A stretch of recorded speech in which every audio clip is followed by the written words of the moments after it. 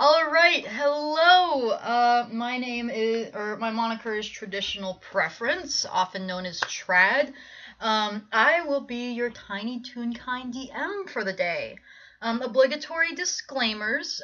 This should be a low to mild angst game. We're out here to have a good time, but also, oops, tiny cult. Oops. We oops. Um, they're very small and they have no money, and you can imagine the stress that they're under. Two more disclaimers. My players know this. At some point, I'm not sure how bad it's gonna be. We might get the Philharmonic Orchestra in the background. My aunts have told me, and I quote, "I am going to turn this up as loud as possible, just so you know." So Oh boy. hopefully YouTube won't kill us. It's fine. It adds to the ambience. Third disclaimer, this is my first time DMing. We're all in for a ride. But yes, so this is the Cold House, and thank you for tuning in. Spoilers for games. Are there any spoilers? I don't think so. This is pretty, oh no. Ugh, this is pretty, Self-contained. The words have left me. Standalone. This is a one. This is a one. This is a very one shot. Good. The cult is sort of walking spoilers for people who don't know Taffy Train. If there's but It's not going to come up in this game really. Aside from the fact that the cult. And we will explain that as vaguely as we so desire, which is very vaguely. Anyway, let me actually get. Oh boy, this is a heck of an intro. Anyway, hi. Okay, let me pull up my notes actually. Anyway, my lovely players, top to bottom, would you please introduce yourselves and your characters? And in true cult fashion, give as much or as little information about them as you would like. Hi, I'm Mira. I will be playing Abigail Satin, also known as Abby, and she is an artificer. Where does she wear her mask, if I may ask? Oh yes, she has her mask on her hip. Nice. Hi. Oh god, I'm next. Oh, okay. Hi, I'm Magic, and I'm going to be playing the very small, real kind bird known as Croak. They are a druid.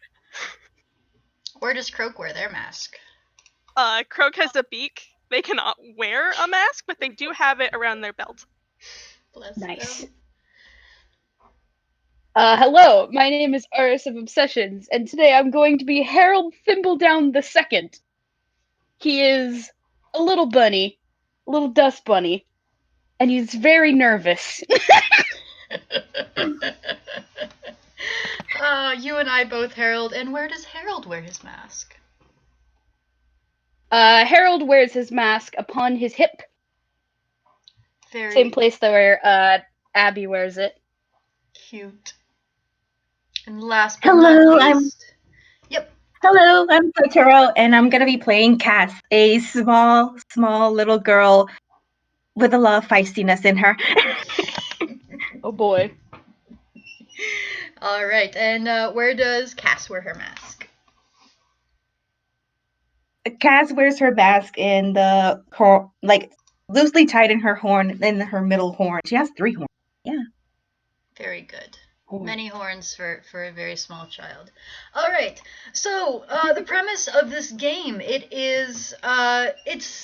we're winding back a little bit from the season that we are recording this game in, and it is nearing the end of fall, starting to get into winter. There's a bit of a chill in the air, and you're starting to feel that nip even inside Dodo Studios.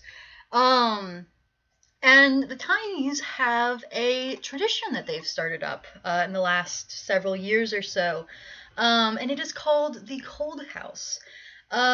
It is basically a somewhat undignified seasonal cross between a yurt and a longhouse.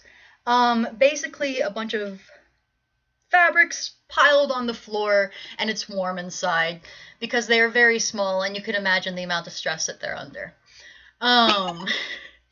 So this cold house, some of you decided that you wanted to set it up early this year, and to do it so on your own, sort of as a surprise slash just get an early start. Would any of your characters like to perhaps elaborate as to possibly why? Well, Abby is extremely anxious for the just she wants it out of the way so it's all prepped just in case another surprise cold does not catch everyone unawares like it did the last time. Sweetheart. So, Harold, what are you doing here? Why are you in on this? Yeah. Well, if he does this, it counts as his patrolling, and he doesn't have to patrol in anywhere dangerous.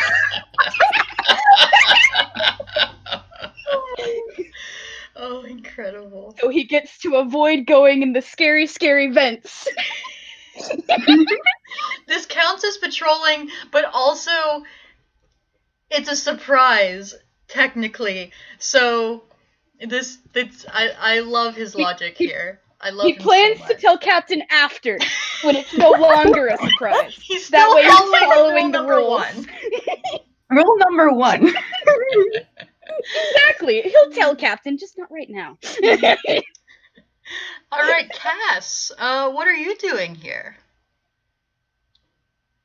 Cass is seeing all these preparations she has found out, and she is so down to help. She is gonna carry everything. Doesn't matter what, and also that means that she can sneak out a little bit more, more things. You know. Bless her. And last but not least, Croak. Croak, what are you doing here? What's happening?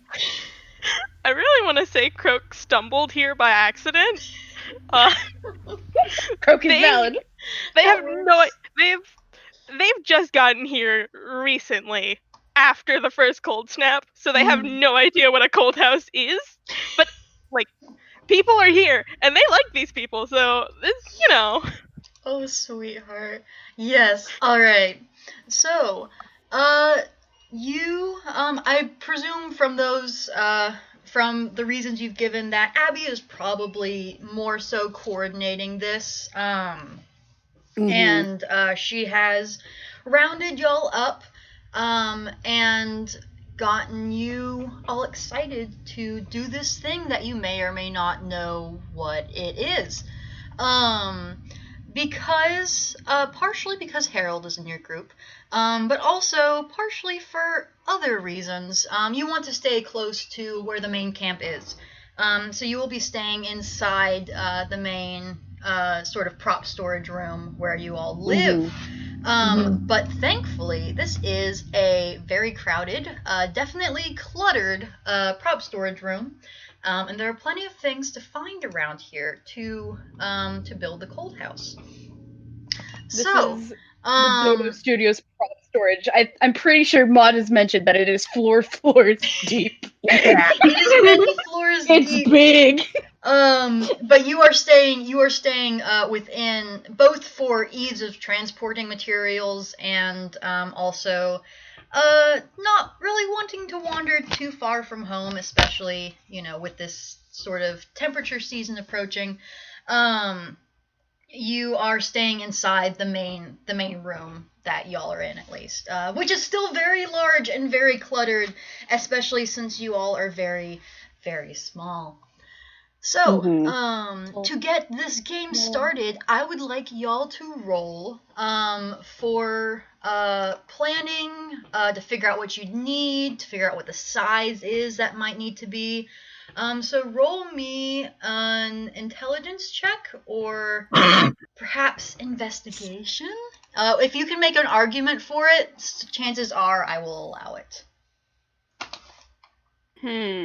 Well, it's the same way, the same Intelligent. modifier either way Mhm. for me. Oh boy, here comes Cass with her negatives. Oh boy. Oh, baby. Chad, could Yes. I argue for This is wisdom just in a straight like D20 finding for Harold. support stuff? Because Croak knows a little bit about building, and it's mostly sticks. So That works. Yeah. Croak can roll wisdom if they would like. do you want to roll wisdom? Whoa, okay. All right. Okay, so Thank you, I Croak. will Thank you, Abby. Oh, Cass. Okay. Cass and Cass, you're not really. You're here to do one thing, and that is to carry things and to be strong and possibly fight something. You are 9 years old, and you are very sweet, and you are very strong, and that's all that's going on right now. Harold, you think that you should build a cold house. That's what you should do. Yeah. You should build one. Grab things. Yeah, Something should be built. Yeah, something should be built. Somehow Croak, oh, I was hoping Croak would get some of these good rolls because there's no reason they should know some of this stuff. Oh, so Croak and Abby, both of you, I think probably because Croak is here, Abby, you realize that you're probably going to need to build this a bit bigger than you have in the past few years because you've had a pretty recent influx of other tinies entering the community. And There are many smalls. There are many smalls, and you are maybe starting to think that this might be a pretty big thing you've decided to take on. But I doubt you are daunted by that. So. Yeah, no, she's determined. Yeah. So, Abby, you, and Croak, oh boy, oh boy, oh boy. So you and Croak have realized that you might need to actually build this bigger, which is good because now you guys can actually find stuff, and not have to completely rebuild the thing. Dun dun dun. So, would you like to communicate this to your fellow Titans? How would you like to rally everyone, Abby, for this task? Abby kind of looks at Croak and then looks around at the rest of the prop storage, and she's just then she kind of turns around and puts her hands on her hips and is just like, "Okay, this is gonna be a really big project, but we know we can do this because we've got a lot of people who came, and we're gonna need some more space for everybody to stay, and so yeah, but we can do it." Oh! I was about to talk, and then Cass's voice one-shotted me. Oh no, that's adorable. Oh, it's so sweet. Oh, I love this so much. All right. So you all together are going to try and think of places that you should look for the materials and stuff that you will need. Everyone just roll me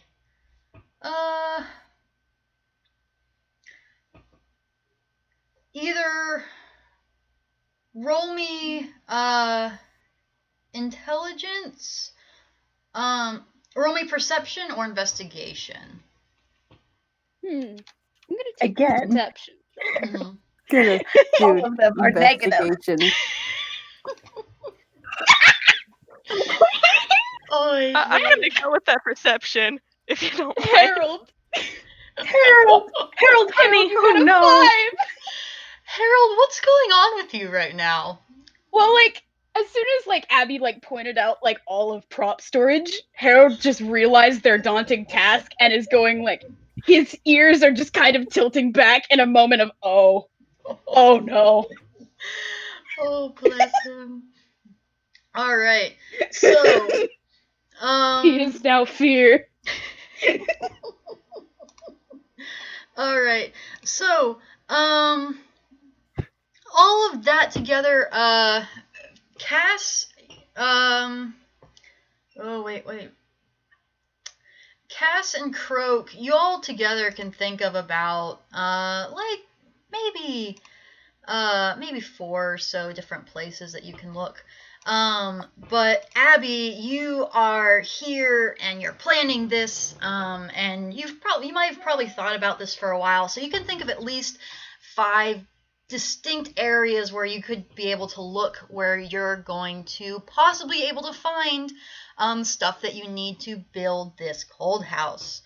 And I will remind you of these locations later, but there are some boxes that are stacked over in the corner. There are a couple chests of drawers that are somewhere in the middle of the room. There's some shelves that are, lined and stacked along the walls. There's clothes racks, and there's some crates. So, how I'm going to do this is that 2 of you can roll whatever. I have suggestions for the stats, but once again, if you can make an argument for it, I'll probably allow it. 2 of you can roll to get up to or assist everyone getting up to or to the places where you need to be. And then 2 of you can roll to find things. And if this goes terribly, I might change that. But for now, that's what we're going with. All right. Oh boy. So, first up, is where do you want to go first?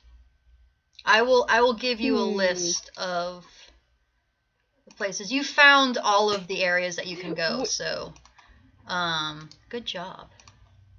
Yay! Yay. Harold, the answer is whatever is closest to their relative location.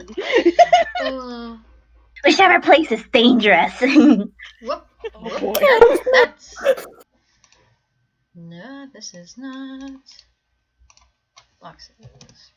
Right. Jumping between boxes.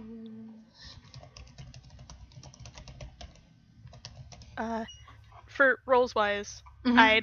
I'd probably want Croak to take a support for leading people places because they have a good survival. So just like getting there. Awesome. I will say Cass will probably help with like helping people up into places because strength and all that. She's not good at looking things.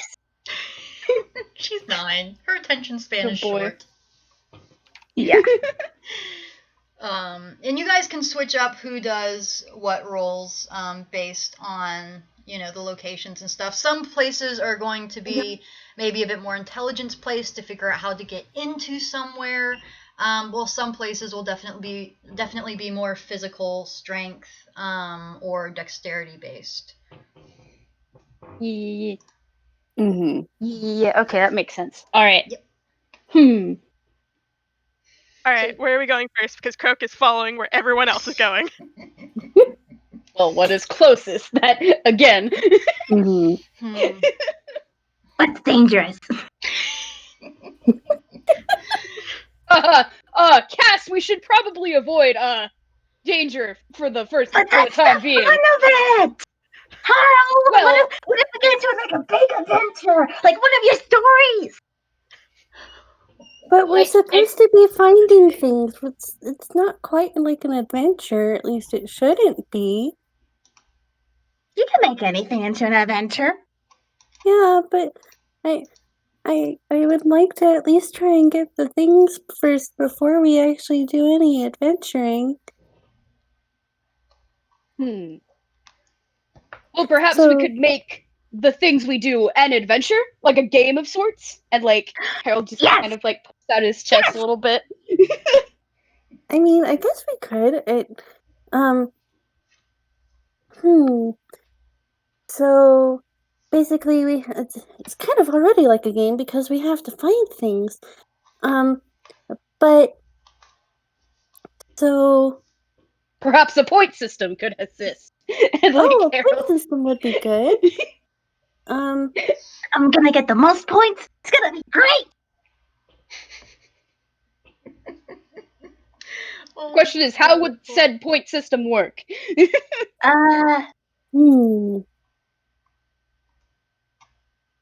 Hmm. Maybe like we go to an area and see who can find the most things in said area, That and could make a work. contest out of that. Haha, yes! Haha! And like Harold puts his hands on his little hips. Oh my god. Bless him. And his ears stand up straight, and he's like, I'm proud of myself. I came up with a good idea. Harold, you have such good ideas. Aww. He's beaming. He's immediately beaming. You're so smart. It's gonna be great. It's gonna be so much fun. Come on. Where to? Well, I do know that I'm an intelligent fellow. He is not. His intelligence is 11. Smarter than Cass. Oh gosh, Abby, you probably have the highest intelligence here, which is honestly incredible. Wait, what? Abby has the brain cell, which is not much of a surprise, but Oh boy. Alright. These are children. Gosh. Why don't we just go to the boxes since they're the boxes are probably the closest. Yeah, They the are boxes they are the are closest. in order of what's probably going to be closest. I to do you. like that suggestion. That is, in fact, a good suggestion. Let's go to the boxes. And Harold is going before he starts sounding nervous. Let's go! All right, Harold. So you're leading the charge here. Am I reading that correctly? He has to be All the right. brave-looking one. All right. Oh my God. Why don't you roll me survival, Harold, to figure out where the boxes are? Oh boy. Could I do Luckily, the he has assist thing now, or proficiency do in I do that survival. later? like, get You there. can also roll to figure out. Oh. You might Oh. not need to. Never mind. I don't think I can get better than that. Yeah, no, that's pretty good, Harold. That is- You know where these boxes are. You've probably rummaged through them several times, finding things for the collections, finding things that you could They are, in make fact, into a good collections. resource for buttons. Finding things He that does you like could his start buttons. collections for. You're a bit of a kleptomaniac, but it's fine. It's organized, so we're good. A little bit. So you lead everyone very triumphantly over to this stack of cardboard boxes. Some The of whole they time look he's like- walking, he's doing that walk where you like swing your arms in a big exaggerated. Cass is happily marching along right behind him, just following blindly. Sweet. Amazing. A poor decision, really, but amazing. All right, so there are some of these boxes look like they've been there longer than others. It's just kind of a random stack of stuff in the back. You get the feeling that this might not be a whole bunch of like cohesive things, which is probably why you know exactly where it is, Harold. So would would like to roll to get up sort of into help everyone. I'm not going to do this separately. Everyone, roll strength or dex to get up into the boxes. An idea for like how Harold gets up into high places. If I could real quick do that. give me the deets. Okay, well first I gotta roll hammer space because Harold's gotta gather all the things. Oh no, Abby. Alright, so Harold, like, nearby is pulling things out of his fuzz, which is his hammer space, just like reaching, like, pulls up the sweater, reaches up, and pulls things out of his stomach area. He pulls out a large container of dental floss. Oh my god. And then he pulls out his crossbow as well, which is a thumbtack and a rubber band. Oh my god. So what he's doing is he's taking the dental floss and he's tying it around the thumbtack, and then he's positioning himself, like using the rubber band, he's sticking it like on his ears and trying to aim it using the thumbtack and the Oh my gosh. Alright, are you going to roll to attack something? Are you going to roll to hit? Like basically he's just gonna use the dental floss as rope. That's basically what he's doing. Alright. Roll to attack. Roll to attack, and I'll take this attack roll as how well you stick your thumbtack into the boxes. Yeah. Okay. 16. All right, yeah. So you get it in there pretty good. It holds at least your weight. And with that roll, you can probably tell that Abby is gives the dental floss a couple tugs. You can tell that Abby is maybe struggling a little bit, and you can help her get up onto the boxes if you so would like. Yep. Cass would definitely help. Cass would help. Yep. Do I roll anything or? No, I think y'all make it up there pretty well. Cass rolled a 23. Cass, you can do whatever you want. You are the little princess of Box Mountain at this point. Like while Harold is just like busy with like setting up the dental floss, I imagine that Cass is just doing acrobatic flips and jumping up on the boxes. She's Hollow Knight inspired. She's just hopping right along through everything. Sees Abby, and then she throws in her sewing needle, which has like string tied to it, and throws it to Abby, like, "Hey, come on, take it." Oh, jeez. Hi. Oh, bless you. Come on, we're gonna be the first ones up. Come on. Okay, just slow down. Hold on. I could. And like Harold hesitates for a moment because he looks up.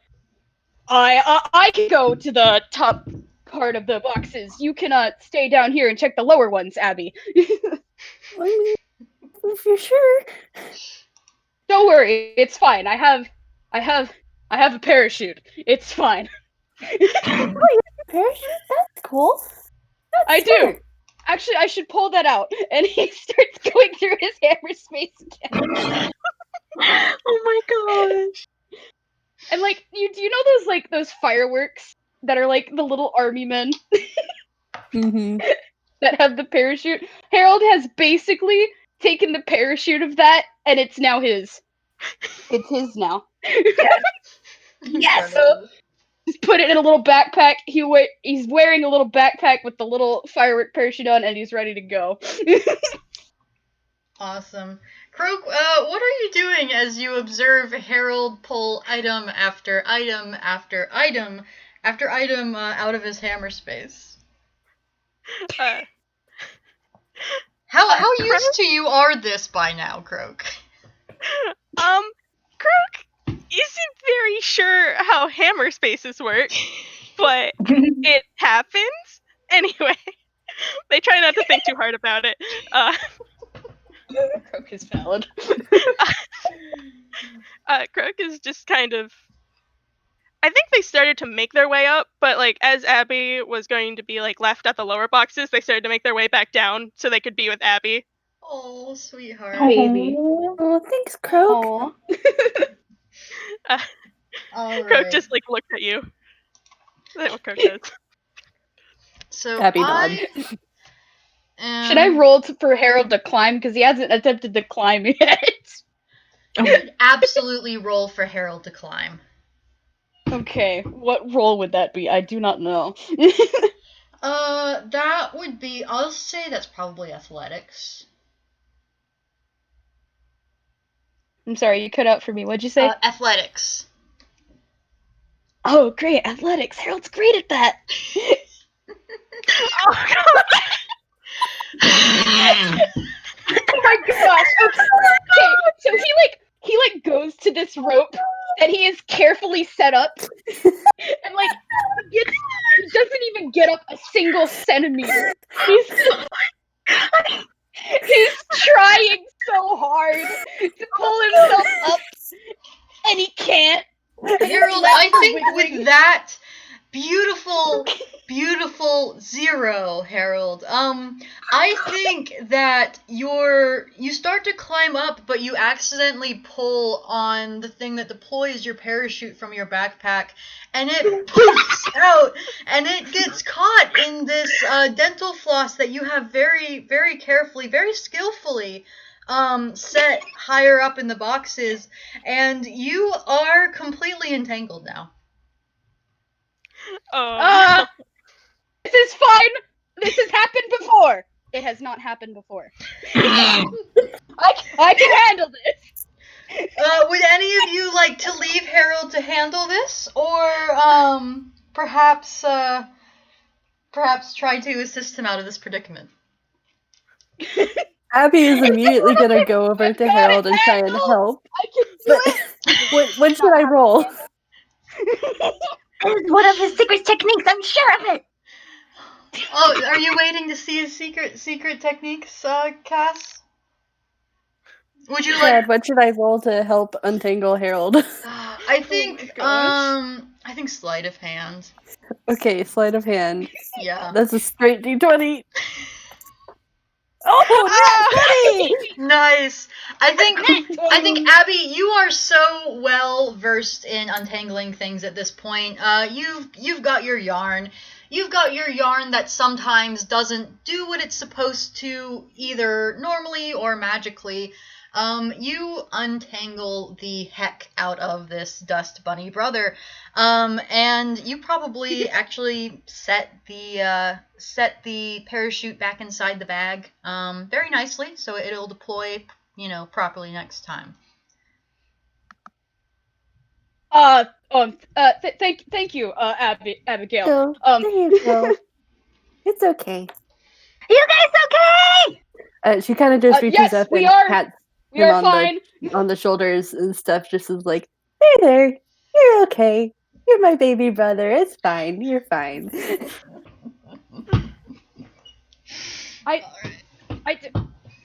Yeah.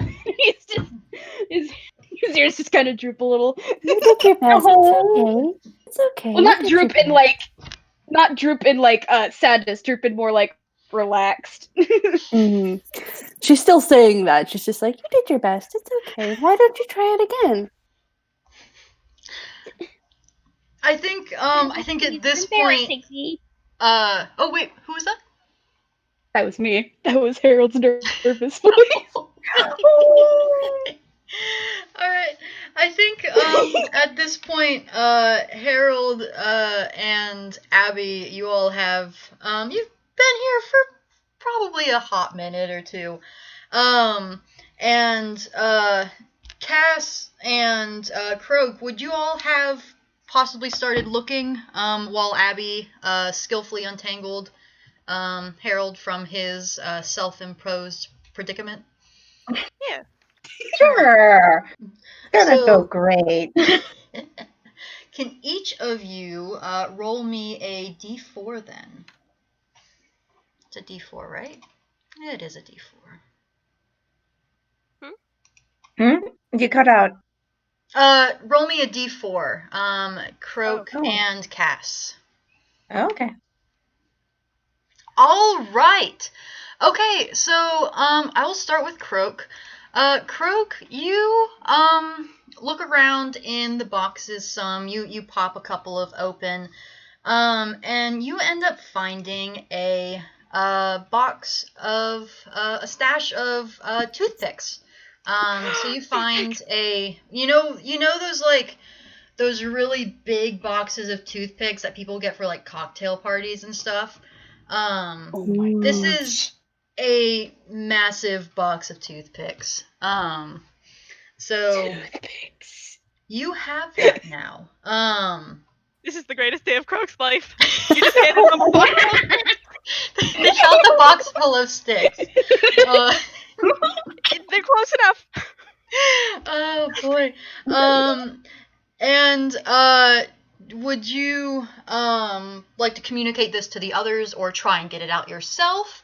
Or how would you like to go about sharing with folks that you have found this beautiful, beautiful thing?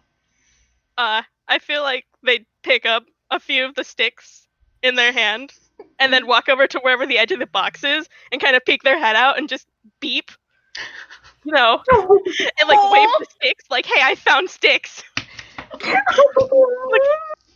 Ooh. Oh, So- sweetheart. Okay, I gotta say, the moment Harold sees that you guys have found toothpicks, he's excited too. Because he has a toothpick collection.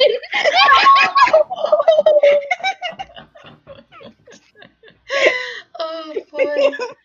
So, Harold and Abby, you all are summoned by Croak, and you find you go with them to see their little stash that they found. Well, Cass, you are a bit more of a free spirit. You are poking around in some of the older boxes, the ones that look like they've been there for a while.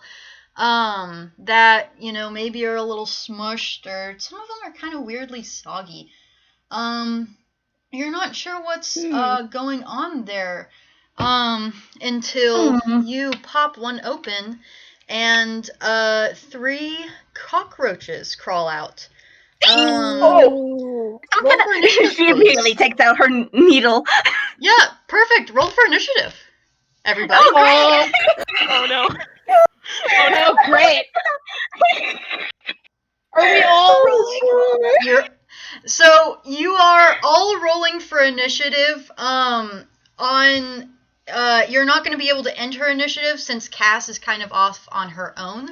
Until you guys know what's going on. So for at least this first round, it's just going to be Cass and these bugs. Whoops, forgot the right modifier. Whoops. Okay.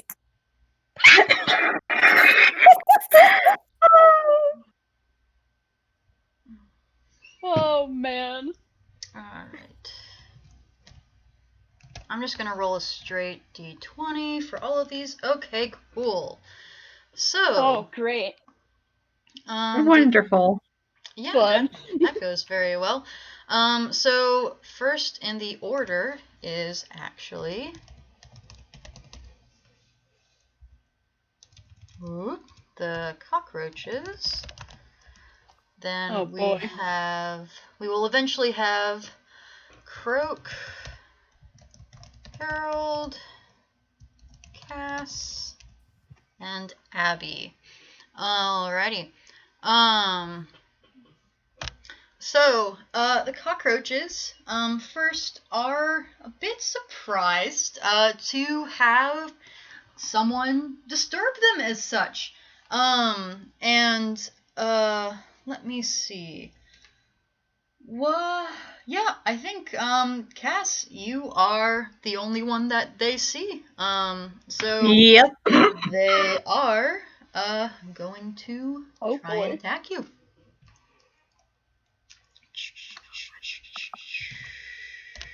Oh boy. Oh boy, what is there? Okay. They're Oh going boy, to oh boy. try and bite you. Oh. Just try. Yeah. Nope. So the first one One. misses. That's a nat 1 for the folks listening at home. That is a nat 1. Dun, dun, dun, dun, dun, dun, dun. Oh, come on. I just need to...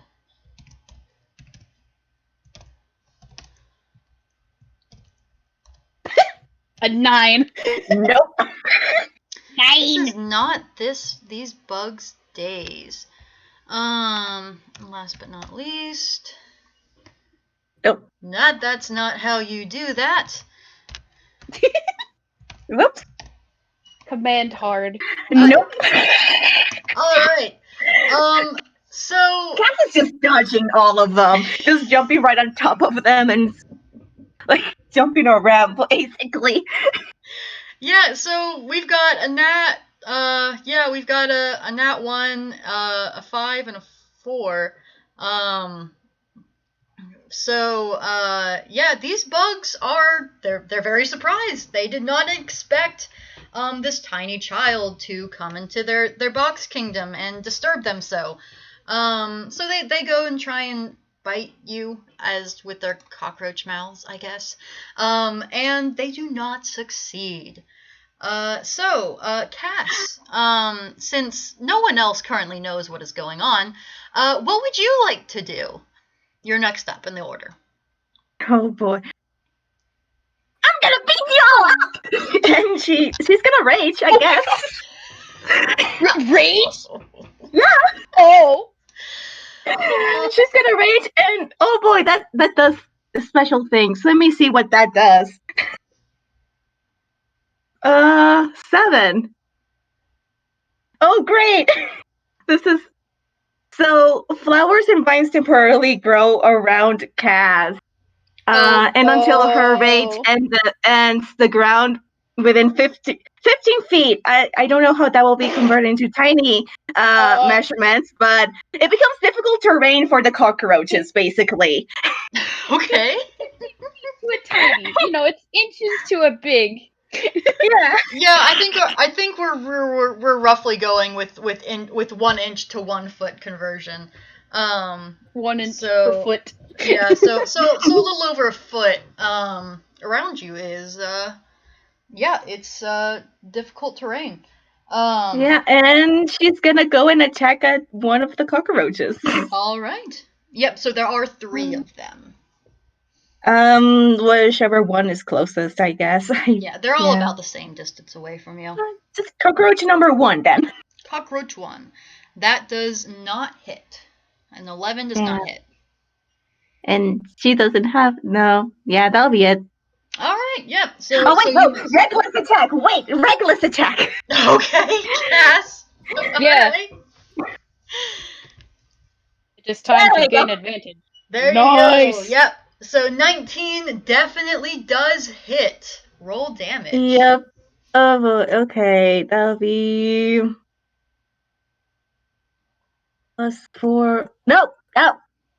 Oh, so full damage and then +6. Oh. So 4 plus. Wow. So 16. All right. Oy vey. Okay. 16 damage. This they're definitely bloodied. You bonk this guy good. You crush them. What is the weapon that you're using? That will be her needle, which is like relatively really long for her. So it's kind of like a long sword-ish. Mm-hmm. So yeah. Yeah, so I think what happens is you stab this thing. You hit a chink in its armor, and you stab it, and it is not expecting this from this tiny child who whiffed initially. And so 16 damage. This thing is well past bloodied, and because you have brought it down under 10 hit points, it is going to try and flee. So if you would like, you can take an attack. Opportunity. Yep, an attack of Attack of opportunity. opportunity. Yep. And it's only going to be able to run to the edge of your little difficult terrain field. Okay. 16. 16 does hit. You do a hit. And okay, let's do the damage 4 plus the rage, which is 11. 11. Congratulations, you have killed a cockroach. Wow. So Yes. yeah, so the first Wow. time you stabbed it real good. The second time, I think you get its head at like the back of its neck and it's running away. And you have one dead bug. All right. So I'm gonna get the best of you. have you alerted anyone else to what is happening right now? Well, I mean, she did yell out that. Can we roll perception to see? if she Yeah, noticed? y'all roll perception to see Oh, if no. you heard this murder child. oh no. Oh my Oh no. God. This can only go well. 14, okay. Perception. +1. Harold actually does have proficiency in that. Okay. Oh, Harold. Oh, Harold. Harold, you are so be taken by Please. these toothpicks. I think there's He's busy, down below. He's busy, picking through all the toothpicks and finding the one that those fancy toothpicks that have, the little crinkled tinsel bits at the end? He's looking for one of those. I think you look and you find some of the ones that are that aren't pointed on both ends, but they've got that little bevel around the end. There's a couple fancy cocktail toothpicks. Oh boy, you cut off from me. The plastic ones. You are very taken up by these toothpicks. Croak, you absolutely. you notice a shout. You notice a tiny little vengeful yell. And Abby, you recognize this immediately as your very little sister, and her probably very familiar war cry. And you look off to, a box or so away where, presumably, Cass is at. And I'd say you can, spend... let's see, about 30. Yeah, I say you can spend the next action to your next actions to get there, if you would so desire. Oh yeah, she's running. Okay, Oh, no. she's running. Okay. And she's off. So Abby's gone. Abby or Croak, are you going to let Harold know anything, or just here? Well, she did yell. Well, Abby did yell Cass. Oh my gosh. And she is a lot closer than Cass is. Harold, would you notice this in your very betaken state? No.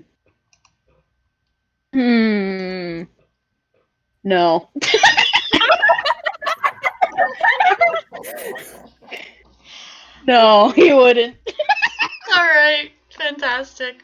Croak, are you going to stay with Harold, or are you going to go with Abby? I don't think Croak would consider grabbing Harold. Wonderful. I'm sorry. I am so sorry, but Croak has no thoughts that empty. Oh, perfect. All right. But if Croak does have their turn, they aren't gonna use their action to run over. I actually want to cast, if I can see the cockroaches, I want to cast Chill Touch. You cannot see them yet. Cass has wandered quite a ways away. She was doing an adventure, if you will. Yeah. Yeah. All right. Croak's gonna run after. Cool. So these cockroaches, just saw you, Cass, viciously murder one of their party. So surprise, surprise. They are going to try and attack you again. They have advantage because Cass did do reckless attack. They do.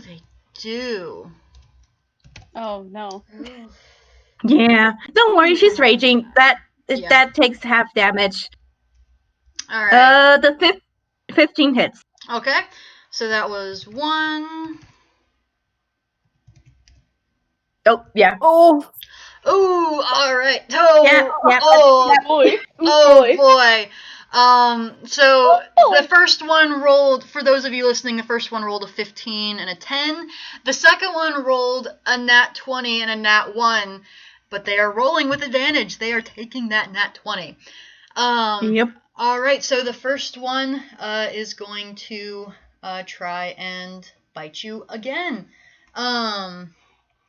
So that is d20 plus 4.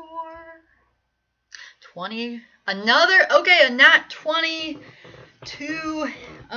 Yeah. This is fine. No, wait. I did that 1 second. No, Okay. I'm good. Just What am I fine. doing? Okay, I'm good. We're good. Roll to attack. We're rolling damage. Yes. You there already we are. did roll to attack. Now will Yep. be damage. There we go. Yep. So damage 3. for the first one is That will be basically 2 because that's half. okay. 2. Plus. Can you roll? Okay.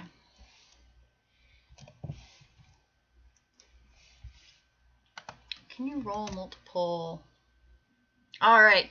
Plus 3d6. You take so you take 2 just piercing damage, and you take 4 poison damage. Roll me a con save.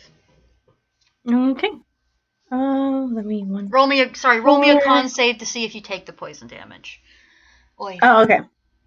Con that would be plus. You're a barbarian. Oh, yeah, you're fine. All right.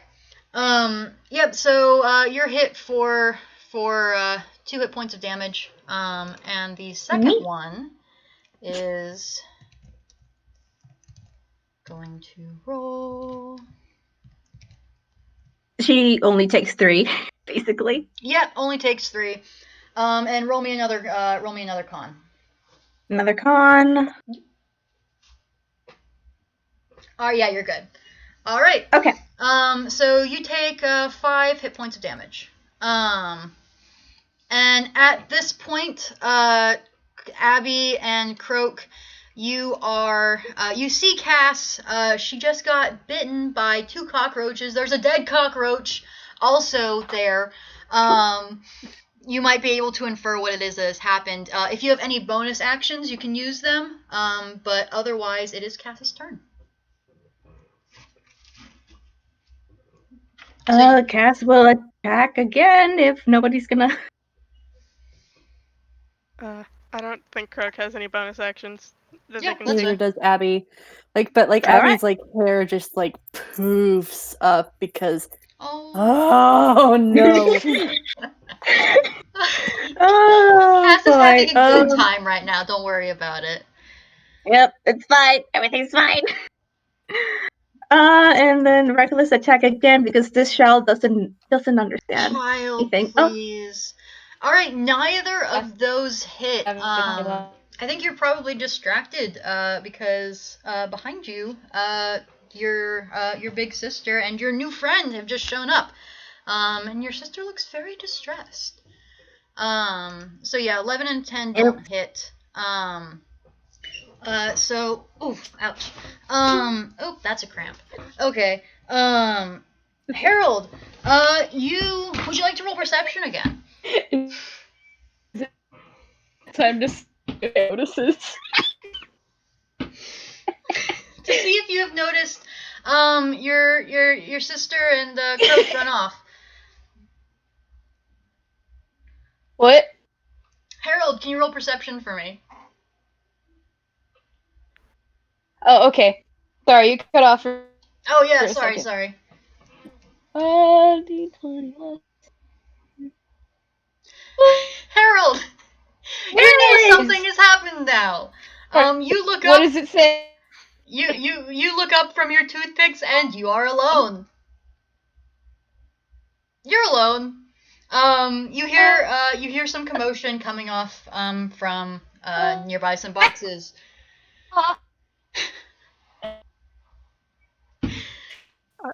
Like, his ear twitches.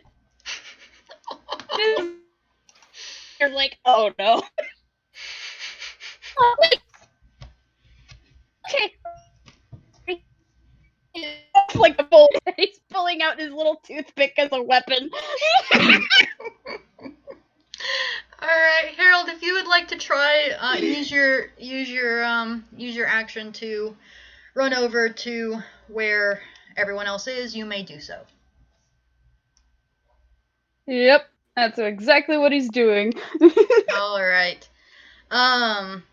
So back to the cockroaches. The cockroaches, I think they're still just going to attack Cass. Cass, you are the one attacking them, and who has also killed their friend. So, Oh boy. 19, that's gonna Yeah. hit. Ahead. Boy. Will a 14 hit? Nope. Will an 18 hit? Yes. Alright. Yes, it does. Both of these bugs try and take another bite at you. So D4 plus 2. So you take another 2 damage. Roll me 2 con saves, if you will. Yep. Alright, so... Yep, so you pass your con saves, and you take, another... 3 damage. You take another 5 points of damage, because they both hit you. Okay. Alright, so now, next up in the order is, let me scroll up and find it, Croak! Croak, hello. How are you doing? Croak is confused about why we were fighting cockroaches now, but they shall fight cockroaches because they are attacking Cass. How far away are these? Croak.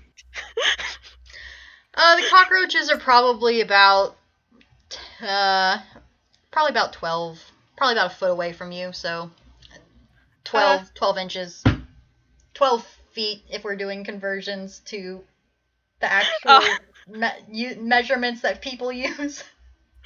Well, here's a fun fact. The original range of chill touch is 120 feet. Alright! Oh boy! You're gonna freeze some bugs. Or you're gonna try. Many feet. Many feet. Alright. Make a ranged spell attack. What is their ranged spell attack modifier? Okay. That is a 5. I'm gonna make a ranged spell attack. This is fun. Think. That will do Nice. it. Alright. Unnatural 20. That'll do. Alright. So, and then deals which 1d8. one are you targeting? Is this an... This is... I can choose. Okay, yeah. And it's only one target. Alright, cool. Probably whichever one's, like, I guess on the left. Okay, that works. Yeah, they're basically the same at this point. Yeah. Left cockroach. Alright. It's not as good as a Deal dancer as the 1 right damage! 1 damage. So the left cockroach feels a chill. It thinks it might be a slight breeze. It is a bit drafty in here. But it did see that you did a magic at it. And it is intimidated by that. So yeah, you've got a slightly just a lukewarm cockroach now. It also can't heal, but I don't think that's an issue. The cockroaches, unfortunately, or perhaps fortunately, do not have healing powers. No. Harold, you are here now. Harold is here now. Harold, you are here now. What are you going to do, Harold? You have run and you have found well, your family being attacked by bugs. Okay, it is time to hit things with his stick. Which is his toothpick, which is basically a reflavored rapier. All right, roll to attack. It's time to hit the hit the thing. Yeah. All right, another unnatural 20. You hit the thing. Which thing do you hit? Left cockroach or right cockroach? The one that just hit roach. All right. Hold on, is this right? Hold on, I have to make sure this damage is right, because Harold is a fighter, and he does have a dueling thing, which gives him a +2 to his damage and his attack rolls. So give me a second while I. Okay.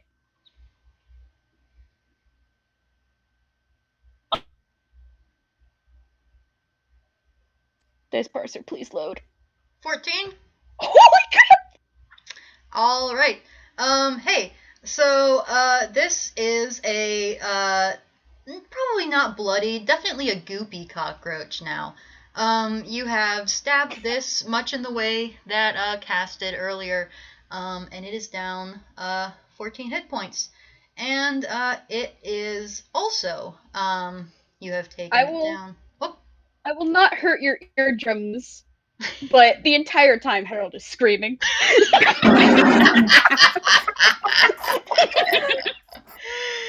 Oh, bless him. Cass takes that as a war cry. It is a scream of fear, but you know what? Cass can take it as a war cry. Oh, She has -1 on inside. Okay. Yeah, valid. Alright. So yeah, this left cockroach on its next turn is going to try and run. It's not very good at dancing. It will try and run. All right. So attack of opportunity if they run. that will can they run as a reaction? I'm gonna say yes. It's going to try and run right now. Movement can only happen on their turn. Okay. Yeah. Okay. Yeah, they'll just be on their next turn. Yeah. So Cass, that means you are next. You have a very, very goopy cockroach on the left and a pretty hale and hearthy cockroach on the right. Cass is sure Harold can take care of the goopy cockroach. He's going to take the other one. All right. Another reckless attack because this child is going in for it. All right, that's gonna hit. And just in case I get nope. Okay. And 10 plus. That'll be 10 damage. All right, 10 damage. So right cockroach, you stab it. It's not happy about this. Abby, it's your turn. Abby is going to cast Thorn Whip. Ooh. Thwap. Okay. Damn it. That nat does one. not do it. Not That's one. a nat one. No. Tragic. I'm afraid not. You used up all of your tangly skill things, untangling Harold, and I believe your thorn whip gets sort of tangled up on itself, and it's kind of knotted. That's not very helpful. All right, Nope. So cockroach's turn. Left cockroach. It's gonna try and run. It doesn't like this. It's running. Harold, you were engaged with it. You can take an opportunity if you would like. Opportunity. All right, yeah. I'm gonna hit it with my stick again because Whoa. Harold is a fighter and he's good at hitting things with sticks. Oh, never 11 mind. will not do it.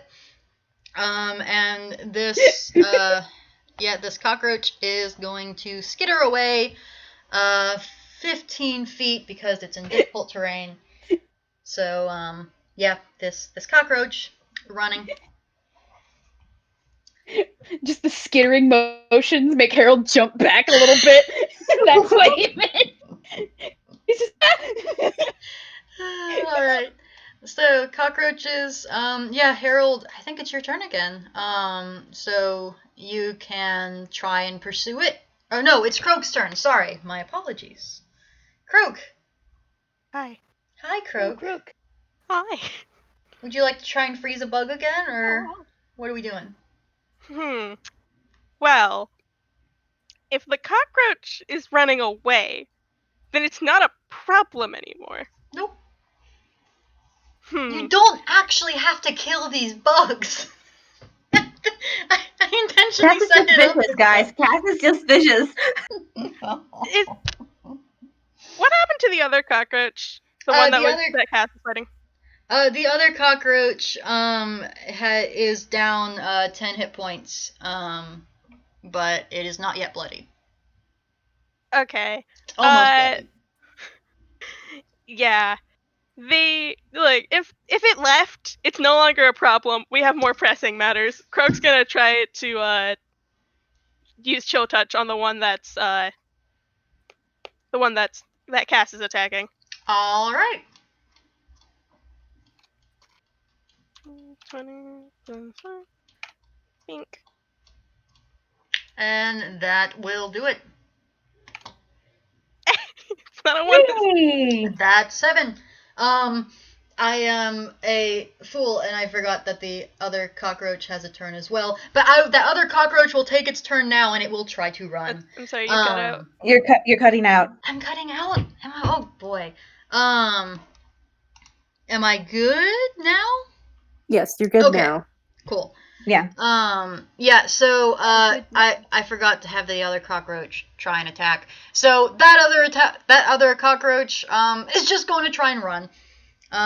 Cass, you may take an attack of opportunity if you would so like. Oh boy.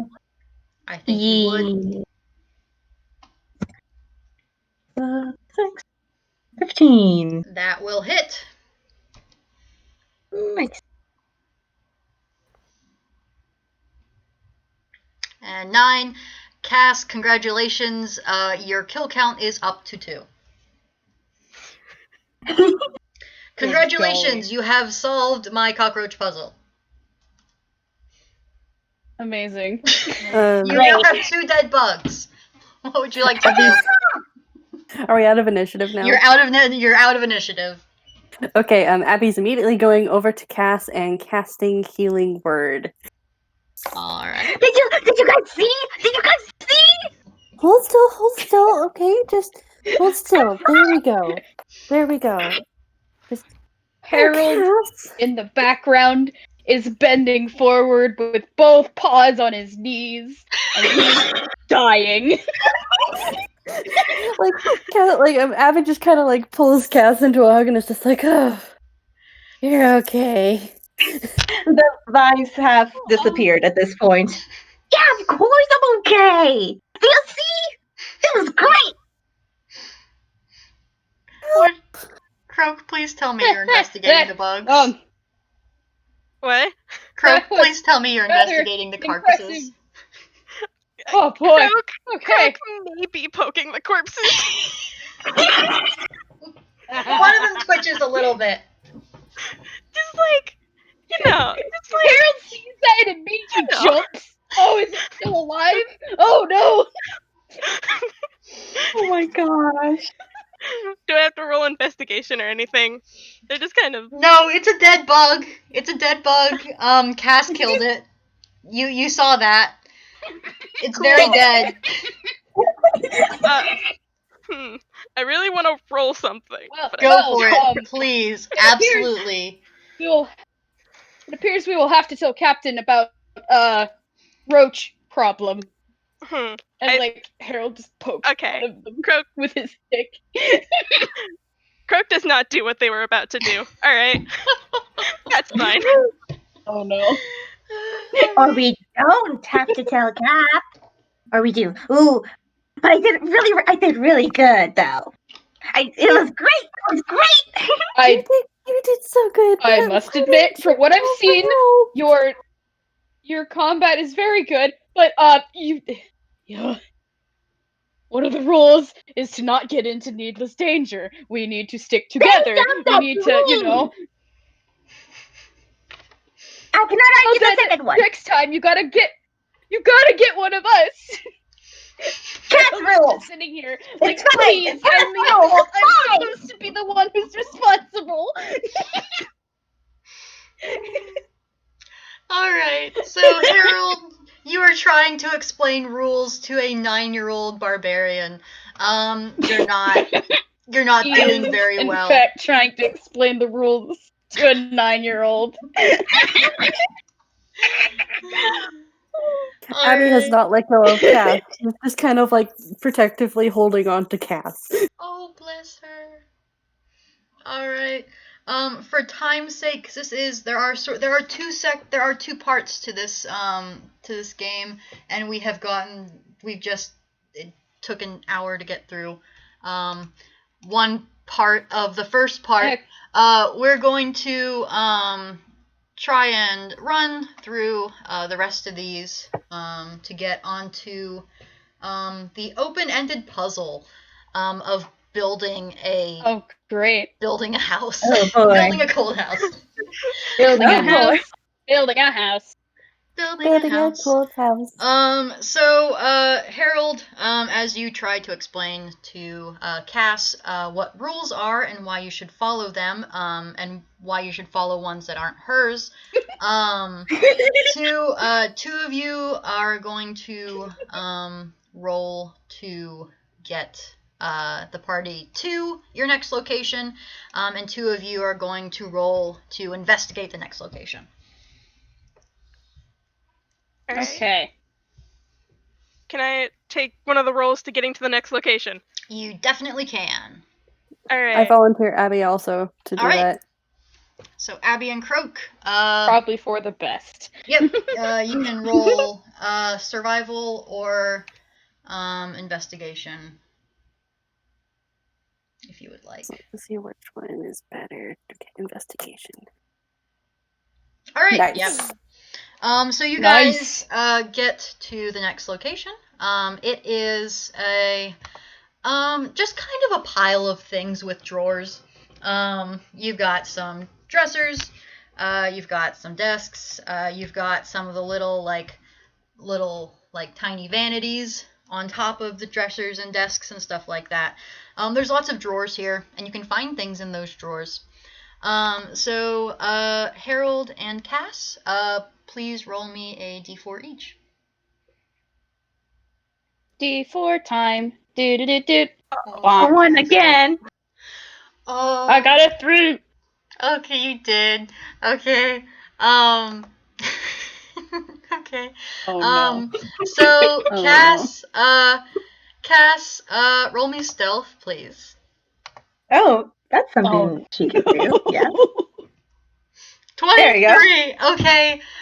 Cass, you open a drawer, and inside of it you find a familiar purple noodle, in a big old pile of blankets, fast asleep.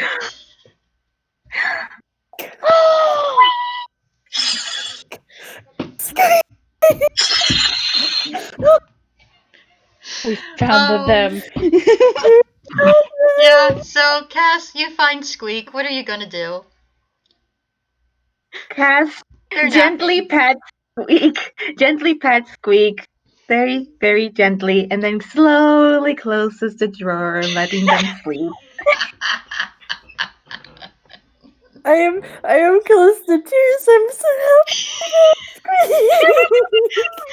We found him. You found them. They're napping in a drawer. Amazing. So yes, so Cass, you find Squeak and you put Squeak back where you found them. And however, before doing that, you do swipe a soft blanket from their nest. You know they wouldn't mind, and you need it to build a cold house. Yeah. So That's far you good. have toothpicks and a soft blanket.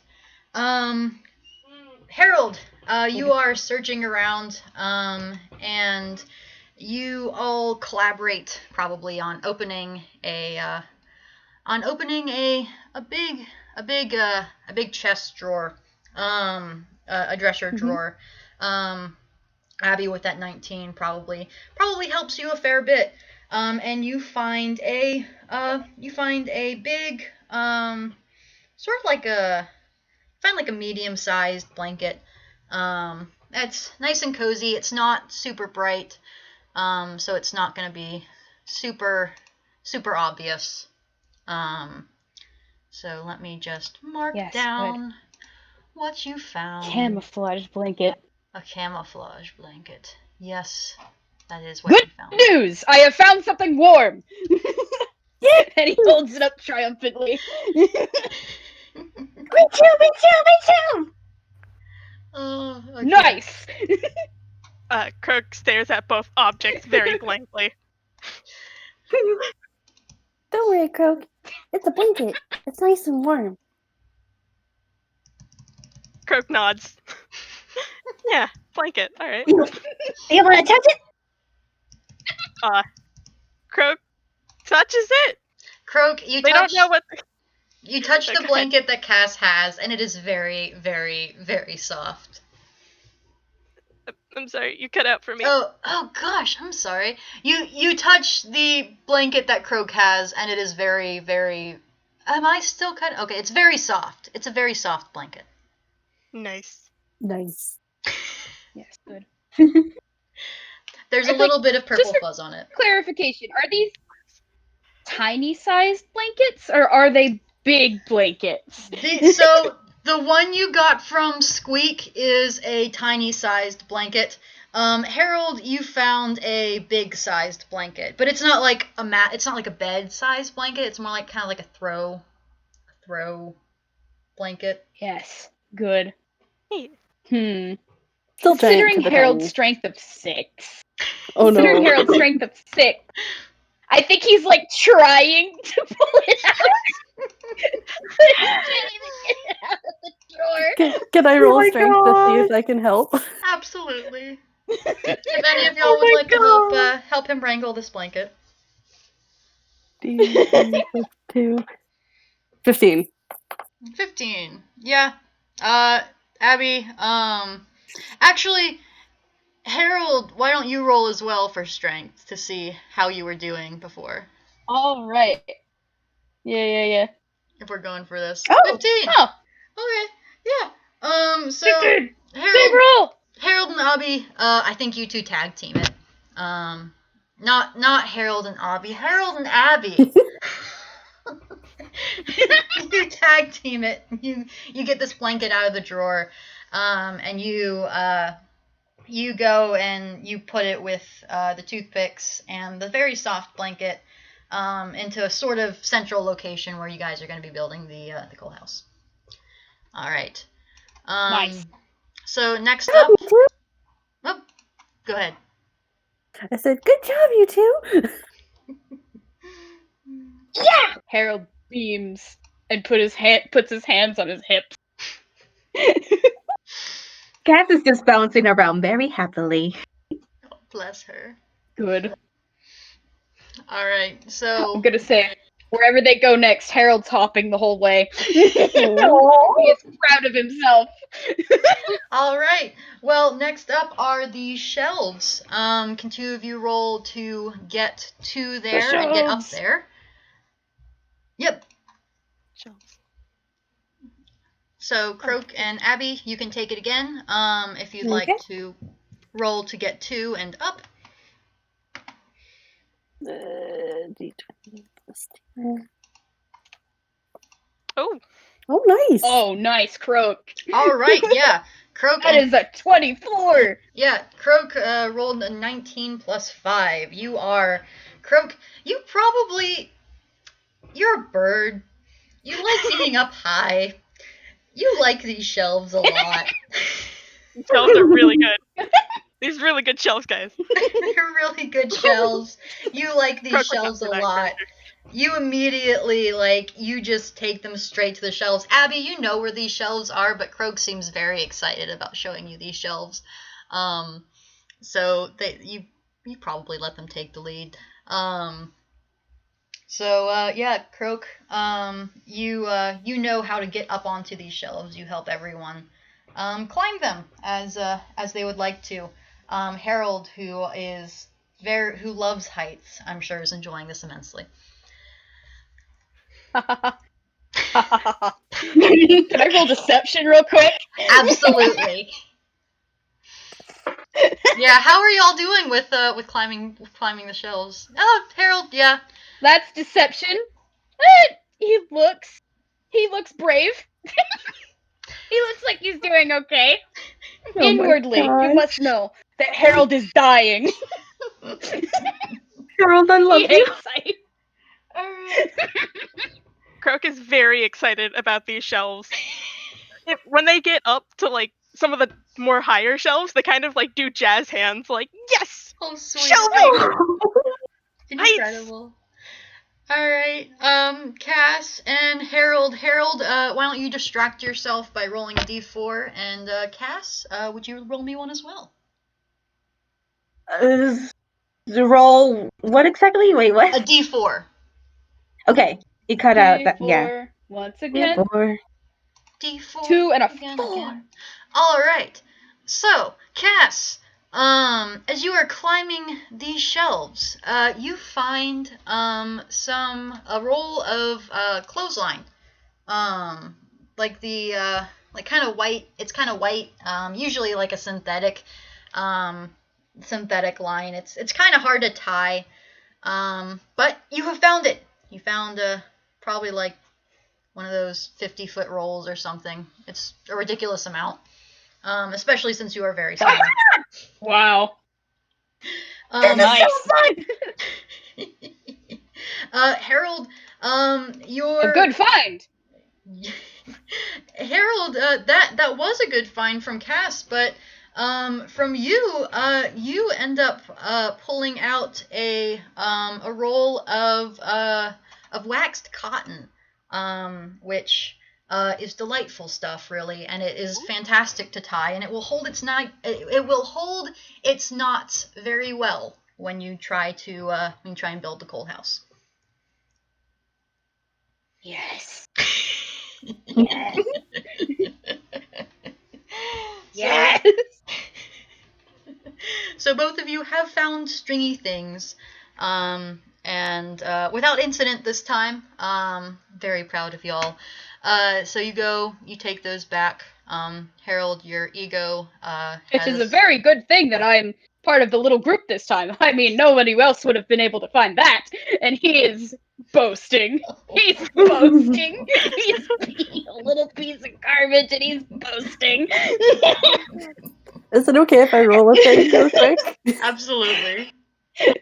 Okay. Abby is absolutely just enthralled with what Harold has found. She is just like, oh my gosh, that is so good. And she just starts rambling about all of the stuff that she could use with that stuff for the cold house or for other projects and all of those things. She failed her wisdom save. Bless her. Oh my god. I have to let you know, Harold is listening intently the whole time. Okay, this is very because cute. he cares. Alright. Because you failed your wisdom save, though, Abby, you are going to be rolling at disadvantage for the next one, though. Okay. So, next up is the clothes rack. Whoever would like to. I think Harold might want to give a try to lead the way. Alright. because he's gotten boastful enough. He's on a good luck streak. I'm setting him up for failure. I'm okay with holding out this time on this roll. Okay, Okay. Abby will try and lead, but she's very distracted. Oh my gosh. Oh boy. 14. And Oh, hooray! That one. Oh boy. So Harold rolled a 14, and Abby, you rolled a 3. No, it was a nat 1. It was a nat 1, Chad. It was a nat 1. Oh boy, you rolled a nat 1. Abby, I think you try to lead people towards the clothes racks. Like, there is a certain very pretty bird that does a lot with clothes, and you spend a lot of time looking at the clothes and thinking about pretty birds. And your failed wisdom save, I think, translates just a little bit. You're not completely flitter-pated, but you're thinking about waxed cotton, which is a wonderful thing, and you're also thinking about another very wonderful thing. And you're lost. Her tail in the little shape of a heart. You're lost. It's flashing, Wait, did she and get it's a little separated from heart. the group? Wait, did she get separated from the group? I think Oh, with that no. one, you do get separated from the group. Oh no. She just kind of like slows to Oh, a halt and no. just like is standing there thinking and daydreaming and just. Yeah, you pause for a moment, and Harold, you know more or less where this is. Abby's probably brought you there a couple of times, and Come along, yeah. everyone. I'm sure it's this way. Let's go! All right, so yeah, Abby, you are separated from the group. The rest of the group, roll perception, please. Abby, would you like to make a? Do you think you would notice, or would you like to make another wisdom save? I think I want to wait at least a little bit because she's gone. She's gone. Fantastic. All right. She is lost in the thought zone. All right. Yeah. Everyone else, roll perception, please. If you notice. God. You guys keep losing each other. It's fantastic. Wait, who got that 21? I think that was Croak Croak. Yeah, did. Croak got Yeah, the Croak. 21. Croak Harold got a perceives. 10. All right, yeah. So Harold, you're at the very front of the group. You are leading them to where they are going. You notice He is being a leader. you're being Just a leader. like Captain. Just like Captain. Oh my gosh. Just Oh, baby. Harold. Okay. Okay. Oh, you killed me.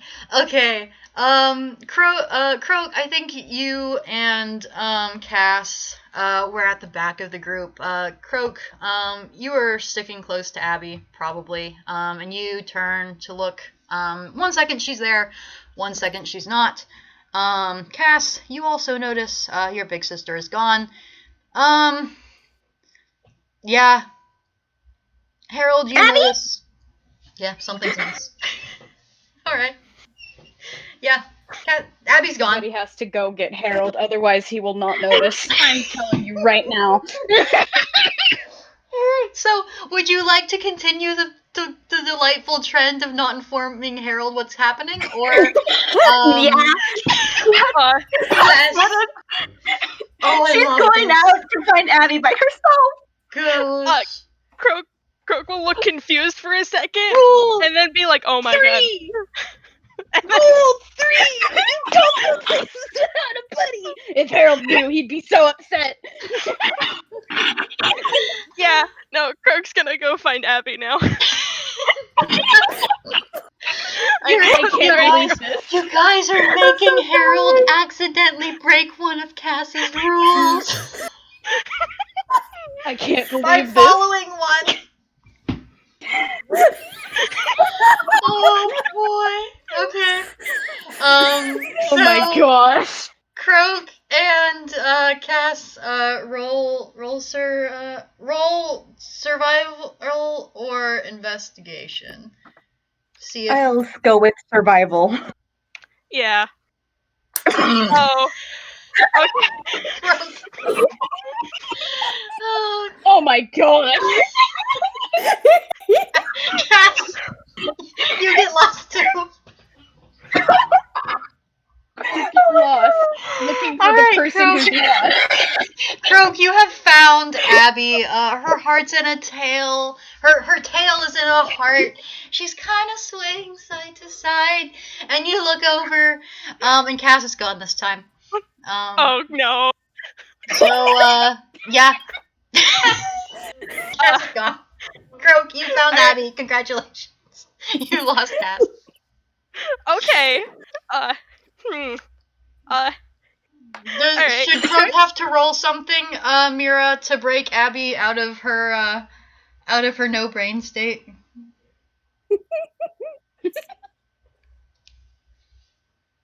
I'll see if like another whiz will.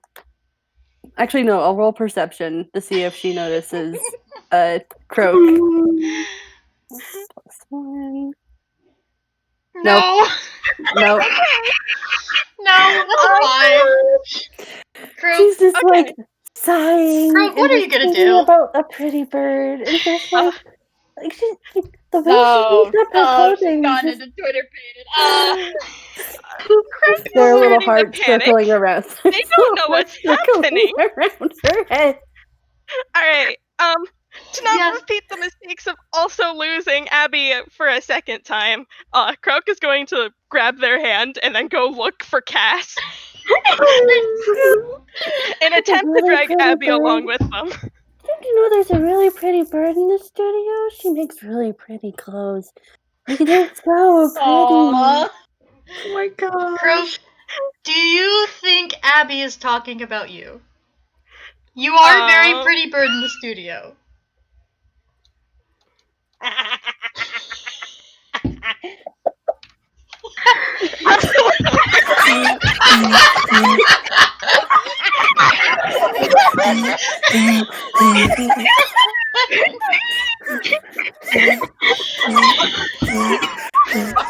I can't believe it.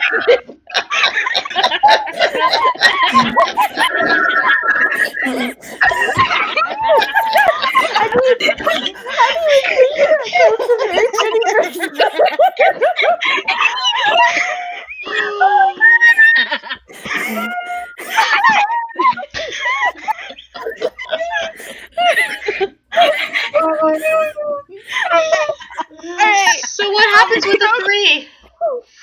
Croak doesn't know what Abby is talking about because I don't think they understand the concept of love quite yet. But they think Abby is just saying that they're really good at sewing and they're very pretty, and they kind of like puff up at that because, like, yeah, they are very pretty. They are good at sewing. This is great. And Croak has stopped panicking at this point, which is the only good thing to come of this. And takes Abby's hand, and they're gonna go find Cass as well. Alright. Roll me Amazing. another survival check, please. 13. Cass, what are you doing? Well, since Cass lost the group, she decided to go out on her own to try and find more things. Oh my gosh. Alright. Cass! Okay. You're breaking so many rules! Exactly. Cass rules. Alright, if that's what Croak is doing, if that's what Cass is doing, Croak, I think you don't find Cass. I think, you find Harold. Harold, he's now just reached, the clothes rack very triumphantly. And he turns around to show off the clothes rack, and there's you. We have arrived! And he just spreads both arms out, having not noticed that the 3 party members at one point were nowhere around him. And he's beaming and he's looking at Croak and Abby, and then he pauses. And he like lifts up a paw and he does a head count. And then he puts his head in his hands. Abby, does Harold notice that Abby is very Twitter padded right now? Hold on. At the moment, Harold has to realize that that Cass went off on their own, and he has to have a crisis for a little bit. All right. Well, Harold is having that crisis. Hey, Cass. You split the party. So I'm gonna have you search for the last location. Okay. Roll me either investigation or survival or perception, whatever you want to make an argument for, to find some crates. Survival. That's her only plus. Yeah. 21. A net 20. Cass, you The child has been unleashed. Cass, you get separated from Croak. Decide, You nah, did this. and you just head straight for the crates. Roll me. All right. How would you like to access these crates? Well, she will most likely like to jump around and like use her needle basically to kind of climb on top and try and open them and all that. All right. So, you can use Dex or Strength. You cut out. Dex or Strength. She's gonna use her strength. I'm not surprised. Yeah. Yeah, 17. you open the crates. 17. You open the crates. Roll Yay. roll me 2d4. 2d4. Okay. Yep. That'll be a 4 and a 1. All right. So oh boy, I didn't. Okay. So with a 1, you find some silverware. You're not really sure how this is going to help you build the cold house, but you have some silverware now. And Now have a fork. Yep, the child has a fork. And with I can start a things with 4, this. with a 4, I think you find a crushed picnic basket. The silverware was probably inside of it. It looks like a horse maybe stepped on it. You're not sure why this was kept, but it is fairly large. It's sort of open on one side, and you think that this will probably be very helpful for like half of the structure of the cold house. Congratulations, Cass. Nice. You've found the final location. Yeah, roll. You can do me another survival roll to get back to the sort of central location where you're putting everything. Yeah. 12. Yeah, I'll leave you at that 12. And let's head back to the rest of the party. Hey Harold, how's it going? How's it going, Harold? What's up? His head is still in his paws. His ears have drooped back, and he's just.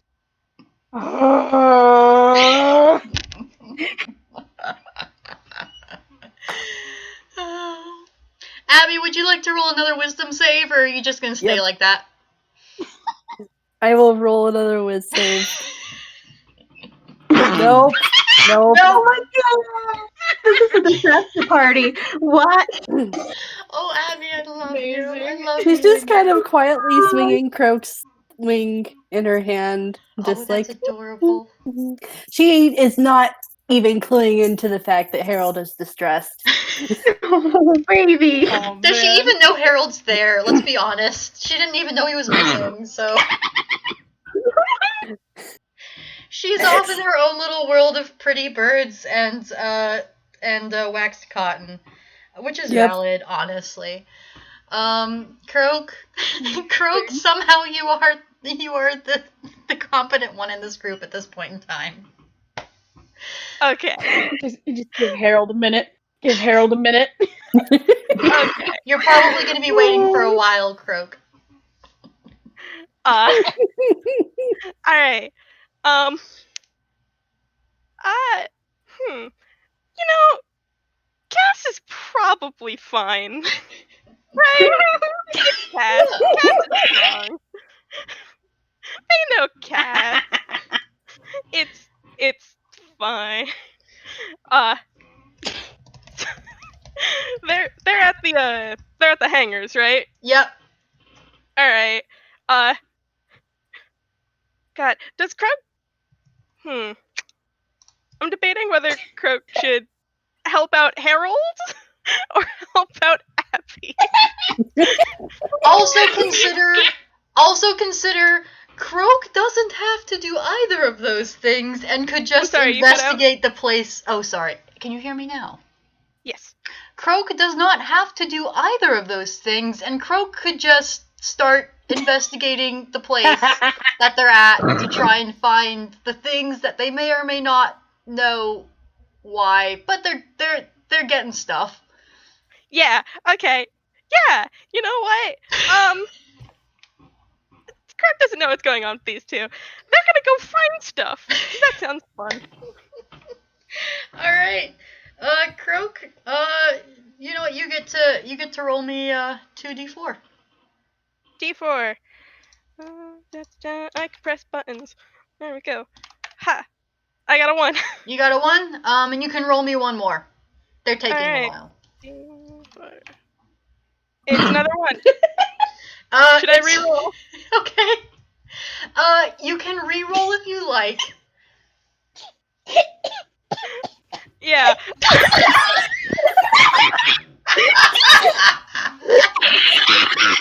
Well, whatever the result is,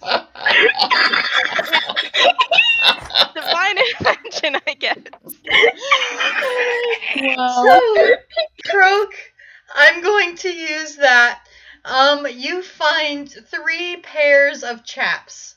Like cowboy chaps that, like, the leather that you stick that sits outside your jeans that has, like, the fringes and stuff.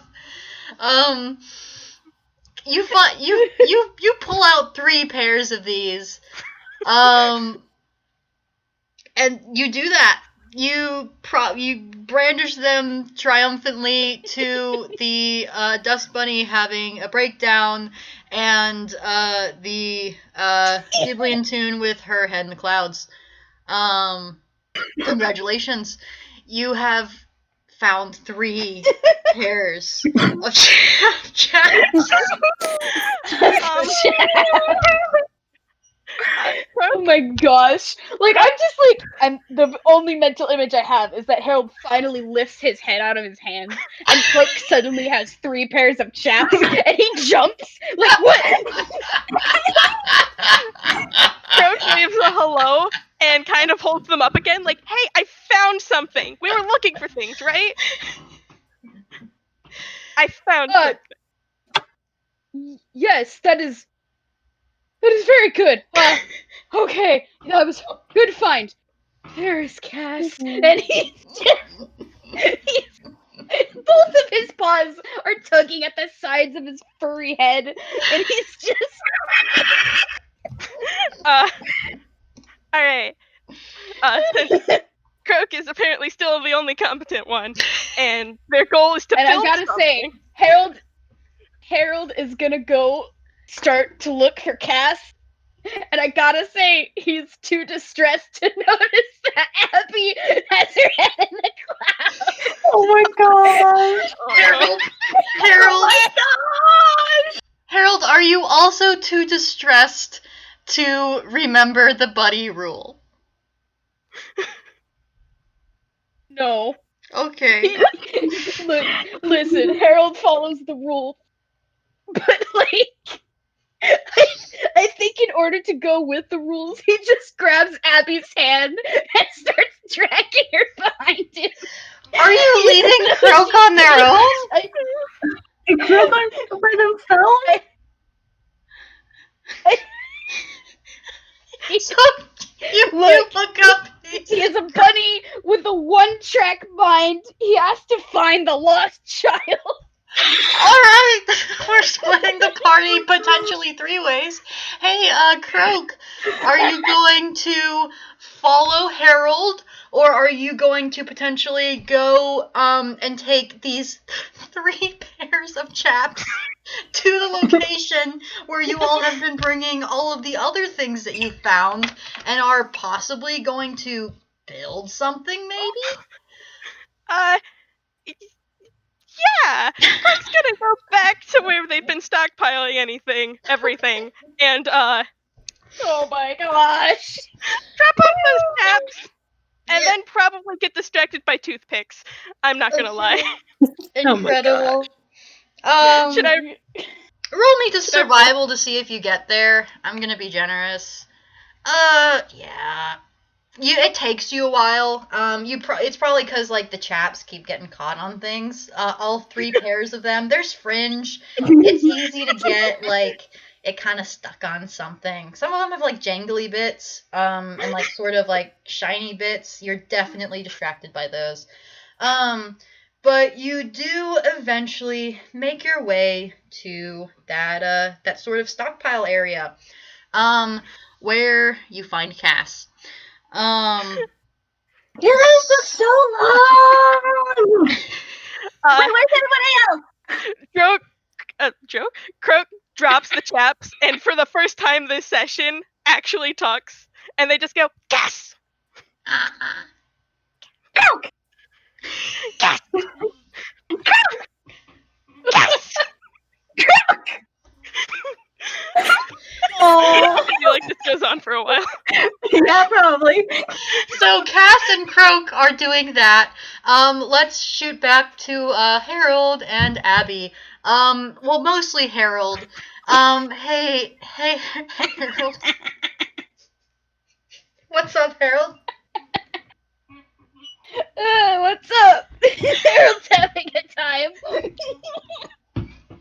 So Harold, is this less stressful Has he than noticed patrol? that Croak has not followed? No, he has not. So this is less stressful than patrol, right? This is a better option than patrolling was, right? It is. Yeah, that's what he thought. Even less stress patrolling. But All now right. he's worried about the small child who went off on their own. And he's just... All right, Harold, would you like to roll me something?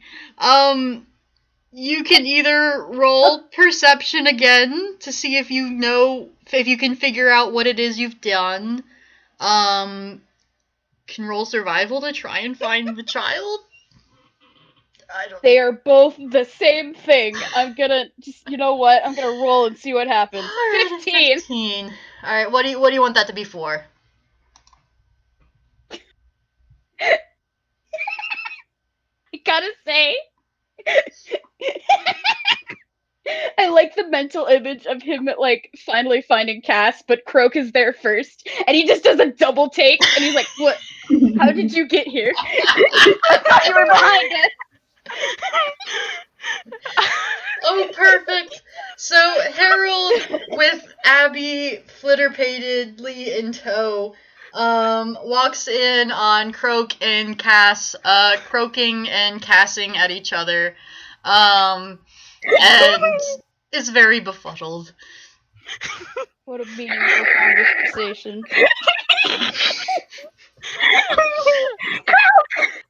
Gas! Gas! I'm gonna roll another wisp save and see if that actually breaks her out of it. Gas!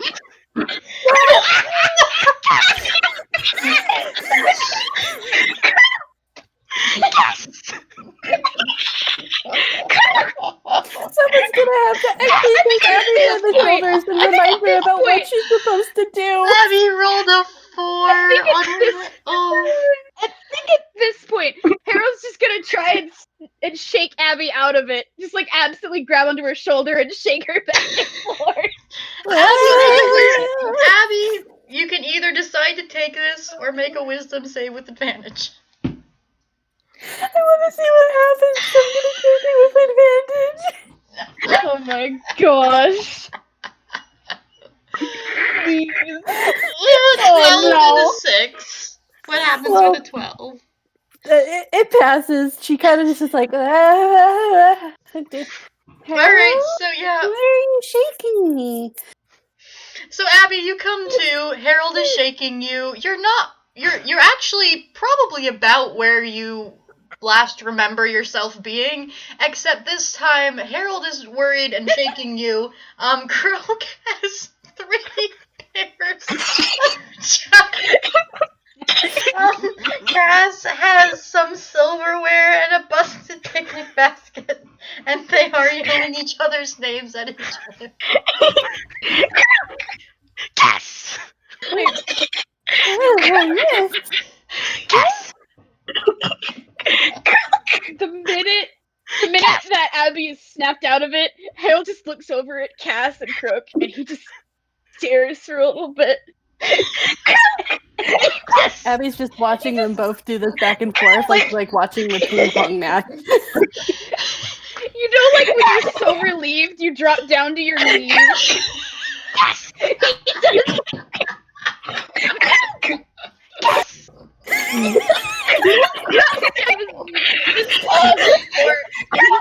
Breathing. I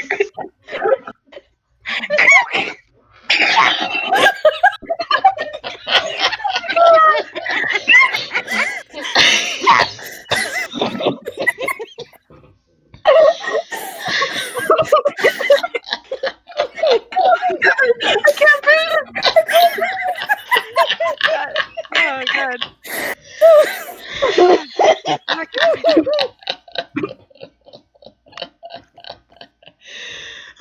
It's going. Oh, It's man. going, guys. Please. It keeps going. Harold needs Alright. to breathe.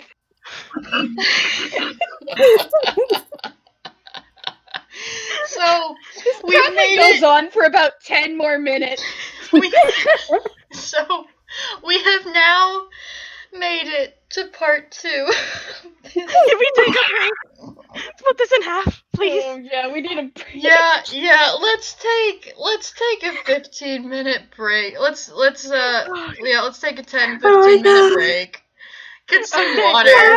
To go do something real quick. I'll be back. Do that. Wonderful. Oh my god. I'll be right back. I'll be back. Oh gosh, 348 messages, y'all. Oh, boy. that's a lot. Mm. Hello, gallery. Hello, y'all. Trad, this is wonderful. Oh man. Can't believe it. Harold's first game and he's already having a breakdown because nobody's following the rule. It's a Not even mental him. breakdown. He doesn't realize that he hasn't followed the rule. He's gonna have an even worse one when he realizes how many he inadvertently broke.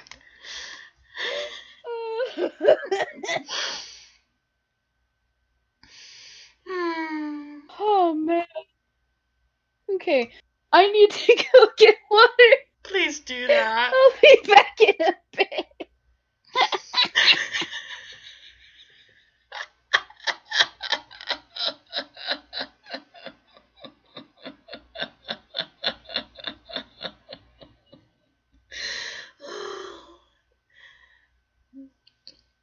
This has been a delight.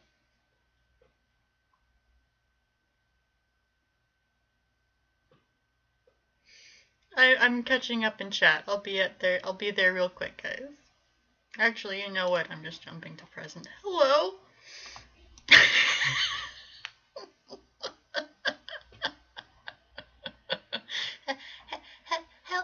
Hello?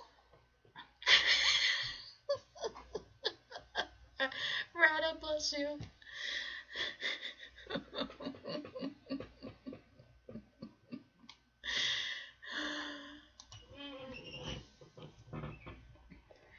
Okay, I'm back. Hello? Hello? Hello? Hello!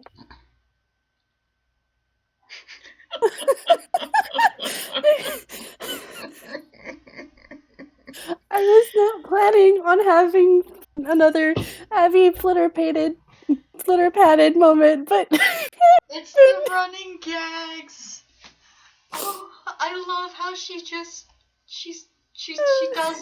doesn't succeed on her saves. like the dice She- just know. They she- know. Oh, I almost twisted my ankle there. I'm back. Oh, she did 5 separate attempts to save. Yeah, and the DC rolled is sub 10. 10 for all of Hello. them. Oh my gosh. The DC is 10.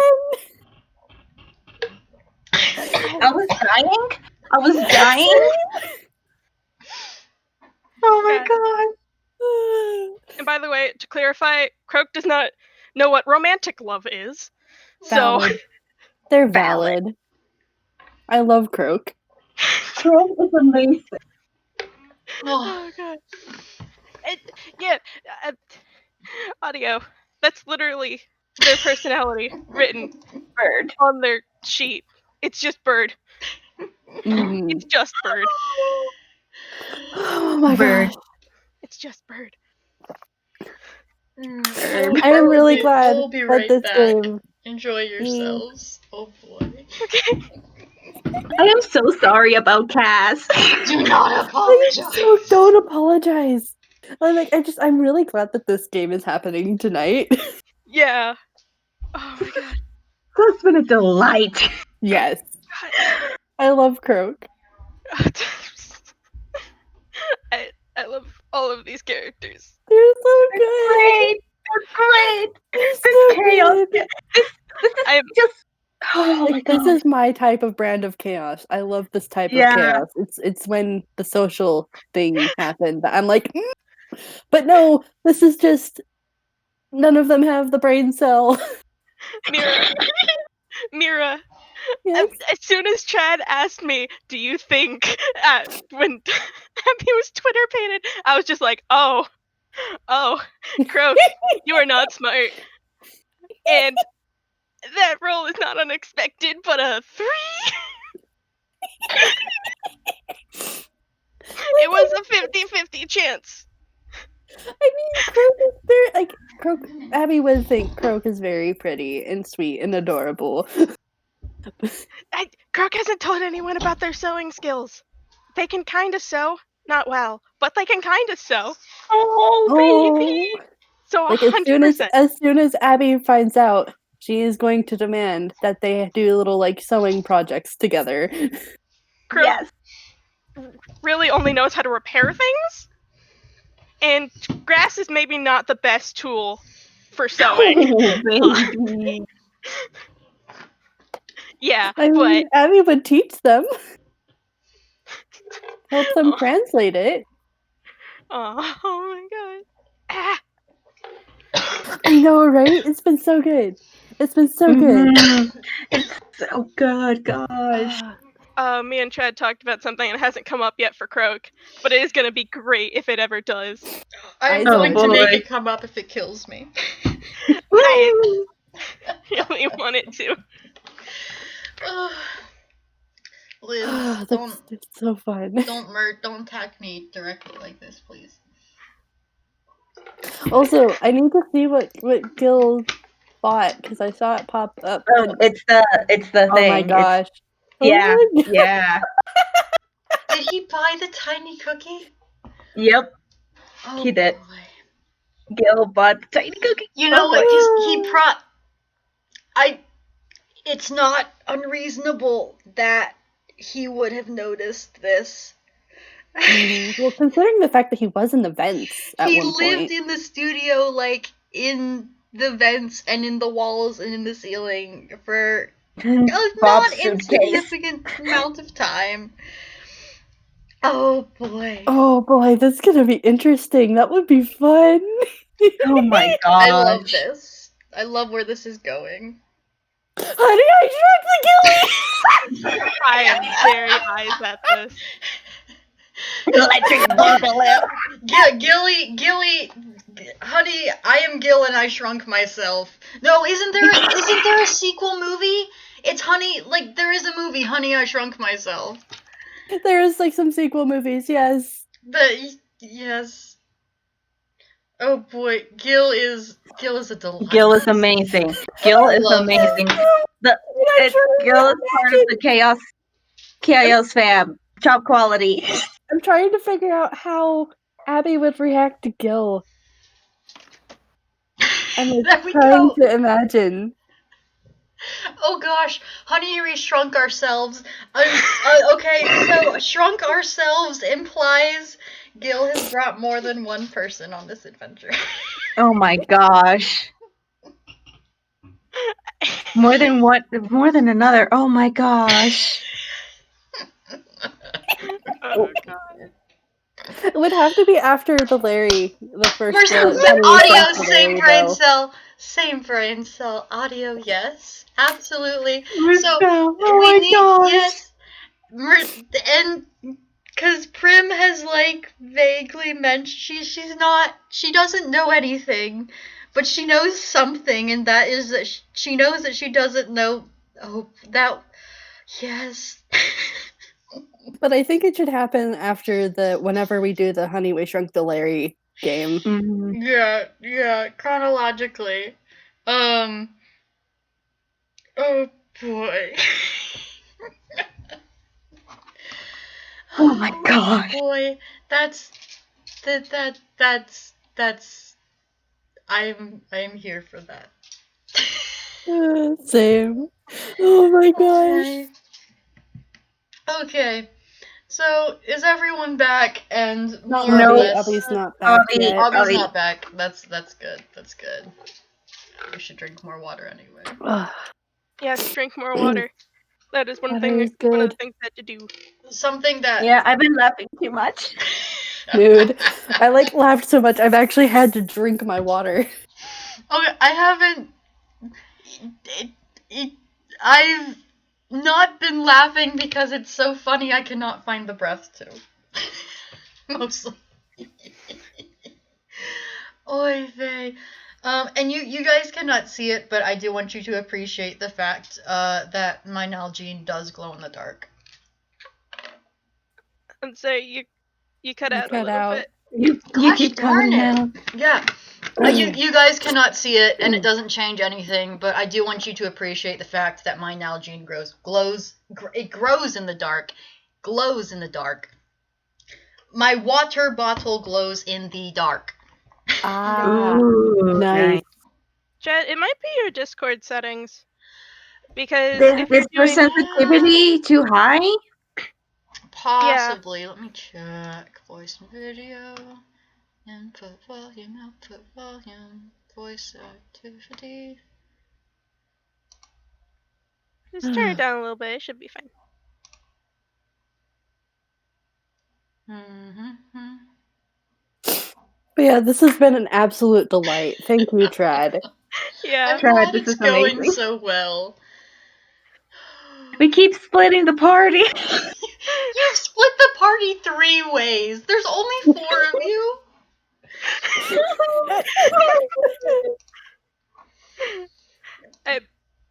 I can't believe Croak had the brain cell. How did that happen? I don't know. Who handed the bird the brain cell? Probably Abby when she got Abby left distracted. Abby dropped it and Croak picked it up. Oh man. But yeah, Audio Heart, did you like that reference?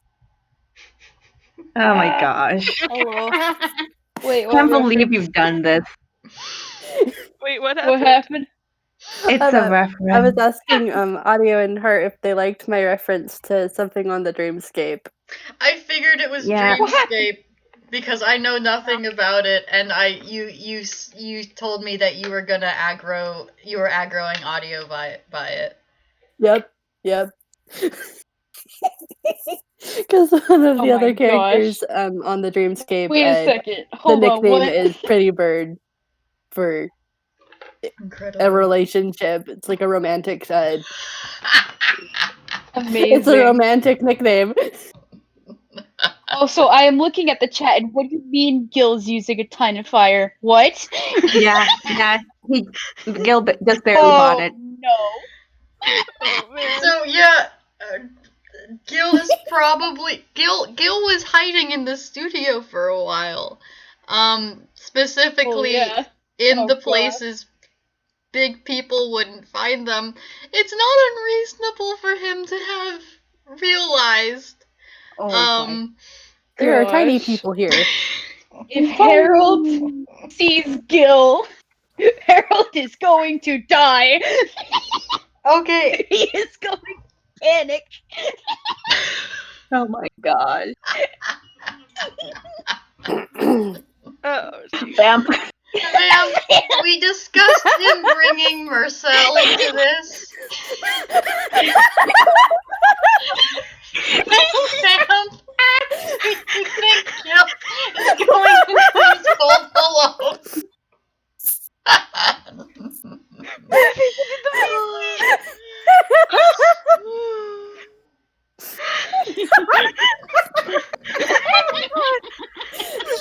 Doing the Vamp comes online and is instantly overwhelmed.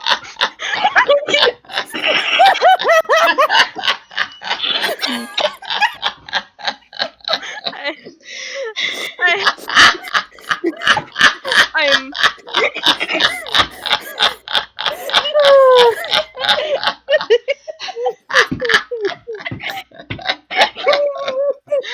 Oh, Rada, Welcome it's back, Rada. wonderful to have you back.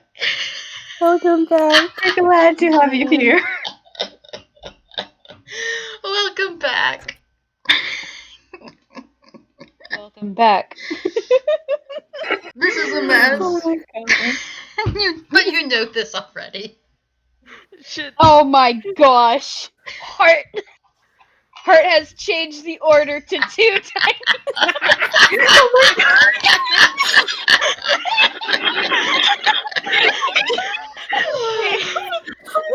Oh god. Oh no. Okay. I can't am ready believe for it. these impending shenanigans. I can't Okay. believe Yep. that too. Marcel's gonna meet the cult before Prim. And Prim knows about them. Oh my Oh, god. I can't believe Gil is gonna peer pressure his brother into joining a cult. Hi, Like man. his coworker. Just to catch him up. Heartless but tiny fire.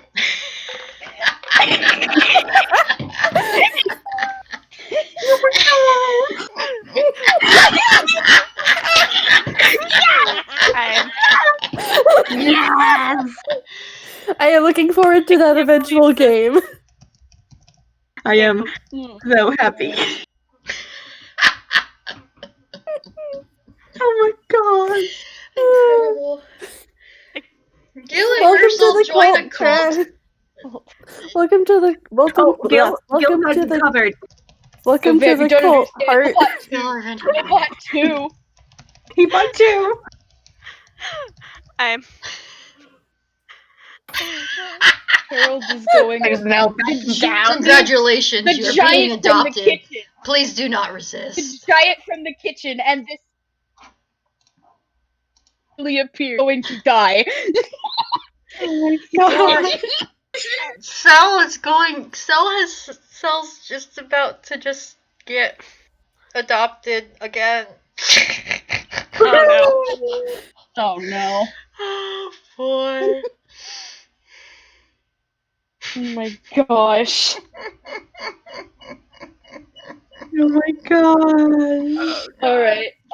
We should Oh. probably get Oh my god. no. You should probably get back to the Oh, game. incredible. Oh, Alright. Back to the impending shenanigans. Alright. Back to Oh the my God. back to the shenanigans immediately at hand. I don't would Gil Alright, where were we? Oh, Harold was boy. having a crisis. Harold's having a crisis. Abby, you have just regained your brain cell. So Croak you are back where you thought you were initially, except Croak has 3 pairs of cowboy chaps. Cass has a broken picnic basket and some silverware. And they are Yep. yelling each other's names at each other, and Harold is having a breakdown. What do you do? It only took you guys 2 hours, and Harold is dying, having a breakdown.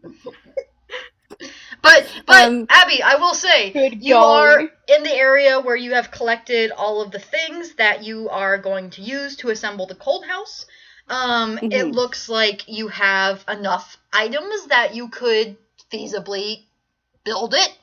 And everyone is here Okay.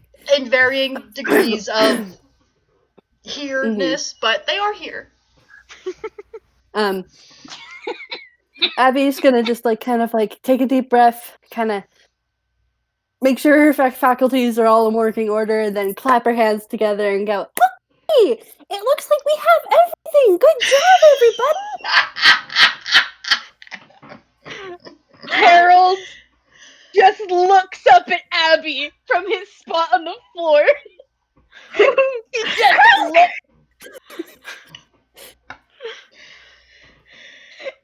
Harold, do you need some help getting up? Yes, please. And he's just dying. She helps him up and then gives him a hug. Oh, he takes that hug immediately. It's okay, Harold. It's gonna be okay. Alright. So, alright. So, you have reached, part 2 of, Cold House game session, finally, somehow, in a very unexpected and roundabout way. So, you all, so let me list off the items that you all have, acquired. Did any of you bring the, 2 dead cockroaches back with you? I did not. No. No. Okay. No. So you don't have 2 dead cockroaches. But they're out there somewhere. You Yep. have Okay. Croak has memorized their location. Don't worry about it. Alright, you have a box of toothpicks. You have a tiny sized soft blanket. You have a big sized regular blanket. You have some clothesline. You have the waxed cotton thread. 3 pairs of cowboy chaps. Some silverware and like a crushed picnic basket. That looks like it will be very useful.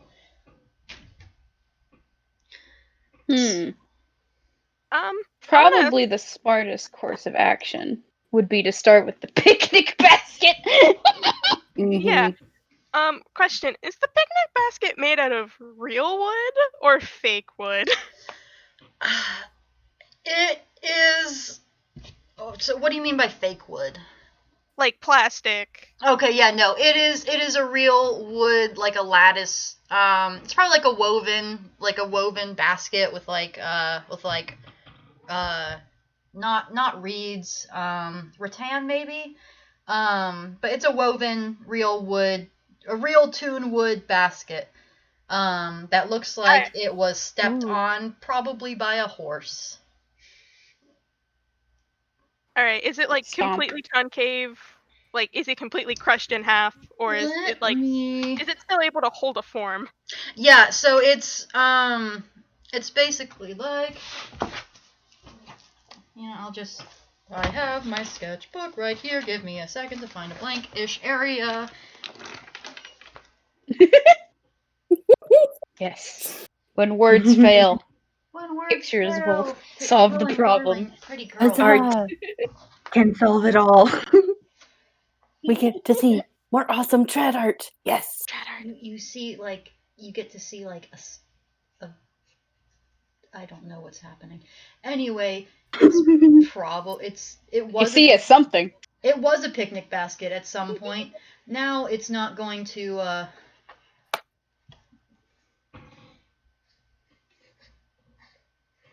right. No, Helen, baby doll, please stop.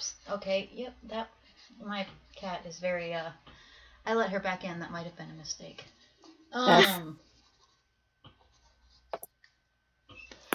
It's Helen, please, darling.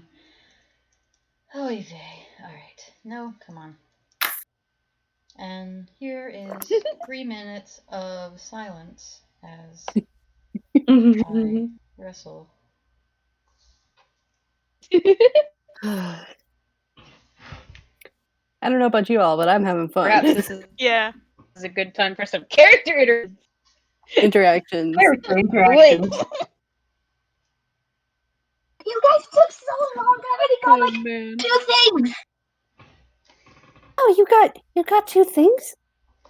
Yeah. I got this basket and I got these things. What?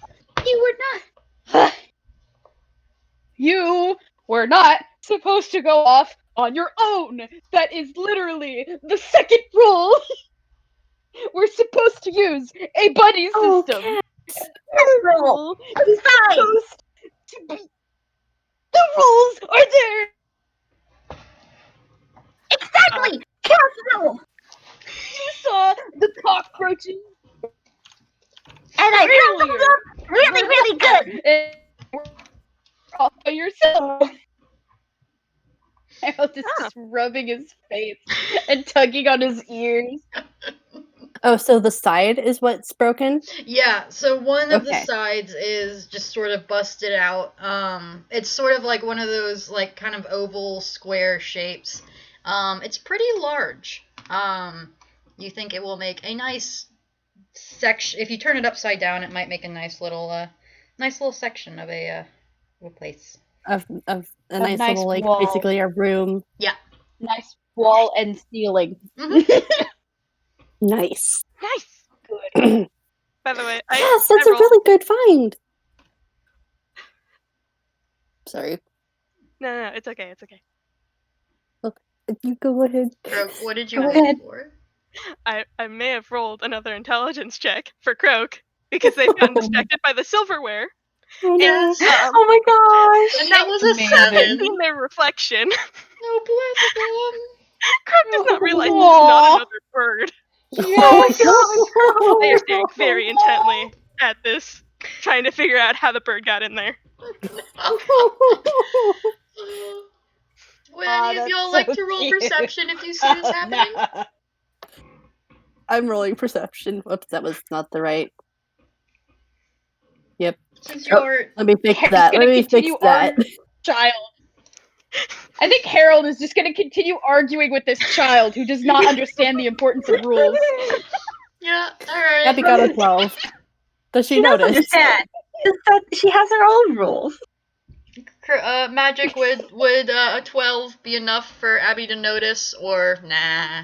Yeah, no, Croak has started pecking at the glass. Not the glass, at the spoon. Oh, Croak, it's just your reflection. It's okay. You don't need to poke at him. It's just some silverware. Wait, I can make sound effects for this. Hold on.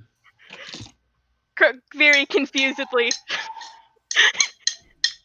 Yeah, no, Croak just keeps like pecking at it.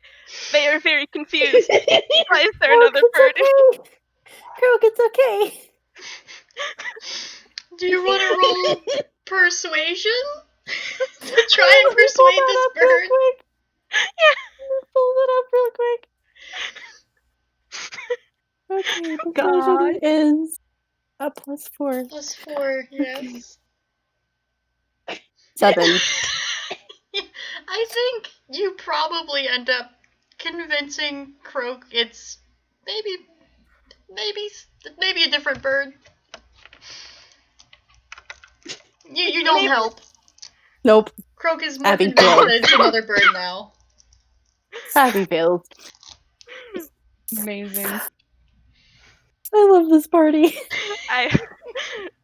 Croak is going to probably be distracted by this spoon whole for time. a minute or This two. whole time. Hold on, can I roll something to see how long Harold is going to insist that the rules are important? Yes, please. Roll for lecture. Roll for lecturing. Oh my gosh. I'm gonna do a wisdom save. This is Harold's wisdom save. Oh. Okay. Oh, nice. Harold Okay. took all of Abby's wisdom saves earlier. Yep. That's a natural 20. True brotherly Now this action is- right there. Now this is the thing. Is this a save to see, like, what does a high number mean? Does this mean he's gonna continue to go off for a while, or is he going to realize that this is a hopeless endeavor? I would say probably I think realize I'm its gonna futility. go with. No, yeah, whatever you want to go with. I think he's just gonna realize it's a hopeless endeavor, Yeah. throw his paws up into the air, and he's just gonna go to the picnic basket, and he's gonna try to single-handedly lift it up, even though he has a strength of 6. Roll me strength. Roll what? Oh Roll my strength God. to see if you can move this basket at all. 17. Okay. Hey. Your Fueled by righteous frustration. you're fueled by your righteous rule following fury. You manage to turn this basket upside down and set it on the ground. I will. If Cass had a tongue, had a mouth, visible mouth, she'll be sticking out her tongue. And Harold.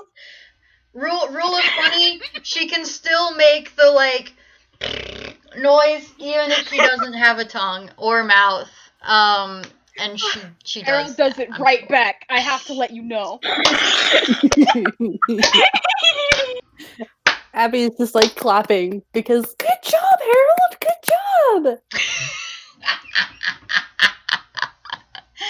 You did a strength, Harold. Okay. Harold Alright. immediately preens. You're doing so good, Harold. Oh my god. Oh boy. He's Alright. just gonna keep going. You know what? Now he's gonna go for one of the spoons. Oh my gosh. Is it the spoon that Croak is holding? Different spoon. Okay. Staring at the spoon. I think they're starting to get annoyed with this other bird. I'm gonna roll strength again just for fun. Please do. 15. It's a little bit harder this time, but you do manage to wrestle the spoon up. Roll me intelligence to see if you can figure out how to use this very concave, very smooth object in the building of something very structural. Very, All right, very I'm gonna structural. roll. That is a straight D20. That is 9. a 9. He just It's goes over and he just puts it against the wall like it's a bench.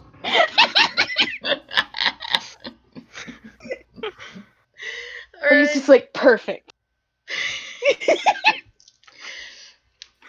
All right, Cass. Your brother has insulted your dignity, and in the most siblingest way possible, and has performed a feat of strength. What would you like to do? Cass will work on the blankets instead. Okay. All right. So, I will say I am. So you have two things that you need to succeed at, essentially, in order to succeed at basically this first part of building the cold house that you're wanting to serve, that at least Abby is wanting to surprise everyone with. So you need to make the framing, and you need to make the covering. So the framing is going to be sort of judged loosely, roughly. This is very open-ended. Don't worry about it too much, except kind of do, because I'm grading you.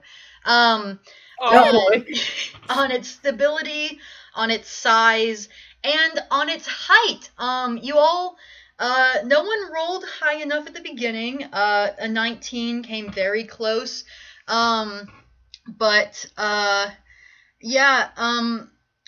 Your characters probably don't know this, but I will say out of character that height is now a factor in the size of the cold house, because you've had a recent addition, Rwanda, who is much taller than your average studio tiny. So you're not going to build this tall enough for Rwanda. I'm just gonna tell you right now. I'm not even sure if she would stay in the cold house, but just please do know that you're going to build this, and probably, she's not gonna fit. No. I mean, Harold with his ears up is taller than Rwanda, but with them down, he isn't. Mm-hmm. So, like, you're probably gonna realize that pretty quickly. Possibly. I'll let you do another. I'll let you do another intelligence roll. How about? There's also something else that you might be able to find. So that is so you have to do good. You have to make the frame, and then you have to make the covering. Part of both of these is based on the items that you found. So like with the picnic basket, you've already done pretty well on some aspects of the framing. You're still going to need to build some stuff out, but overall, not half bad. On the covering, just to let you know, chaps was one of the worst things you could have found, and now you have 3 pairs of them. So do with that what you will. I'm excited to see how you guys decide to utilize 3 pairs of cowboy chaps. I have an idea. I have an idea. Yeah. All right. I have an idea for what they could do with it, but I might need to roll to see if Harold's smart enough to do my idea. See if Harold has the competency to think of this thing. He does not. No. That's a 9. Oh no. It's a 9. Dang it. Harold, I love you, but why? If you would like to share what it is you're thinking of, the other characters, Abby can roll. Yeah. Please! Abby's player does not have the brain cells. Okay, so, like, my idea is, like, they take the chaps and they use them to, like, block up all the... Because, like, it's a picnic basket, it's weaved together, but that means there are lots of holes. So, like, the leather from the chaps could be used to, like, they could, like, sew it onto the side of the on the inside of the basket, and then to cover up all the holes so it's warmer. Insulation. I mean, you could also just take them apart and then sew them back together. Yeah. Yeah, but... I mean, you do have 3 pairs of chaps, like... You can do many things with any number of these chaps. Does a 14 help with the light bulb? I think Abby would have that light bulb. She's been planning this. She's been thinking, about this.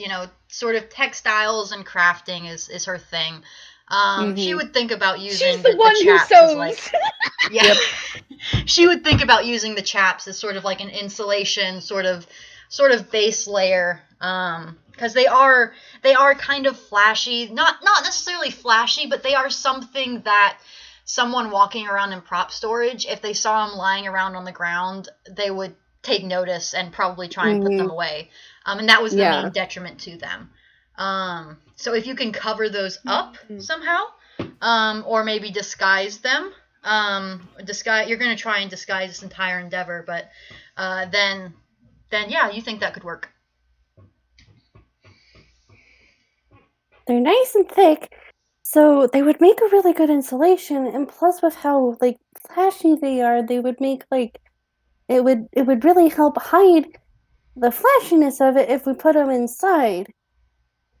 And that way we don't get cold. Oh, one sec. We lost the mirror. Oh No, no. no. We lost the Ah. person who was talking. Oh, no. Uh, I was just gonna say one thing for Croak. They have gotten mad at this bird in the spoon and has discarded the spoon and went to go work on the scaffolding. And I love them. Amazing. and their idea is to use sticks because Sticks. sticks. But these sticks are not very bendable. They are But, not. Yeah, are not that very was not bendable. the best thing you could have found. So Sorry, But- my dad came in and asked if what we would want for dinner. it's all good. It's all good. Valid. Yep. But Croak is going to attempt to use Druidcraft on every single one of these sticks to kind of bind them together, even if they won't bend. Okay. Yep. Amazing. I will let you use your druidic skills to do this. Yeah, and he's Croak at these Abby sticks and that won't bend. You will yeah, Abby and Croak, I think you two are really the only ones with any sort of like spells or stuff, but if you have any spells or skills that you think might work or help you in this endeavor, feel free to use them. Abby does have mending, I just yes. realized. Mm-hmm. Ooh.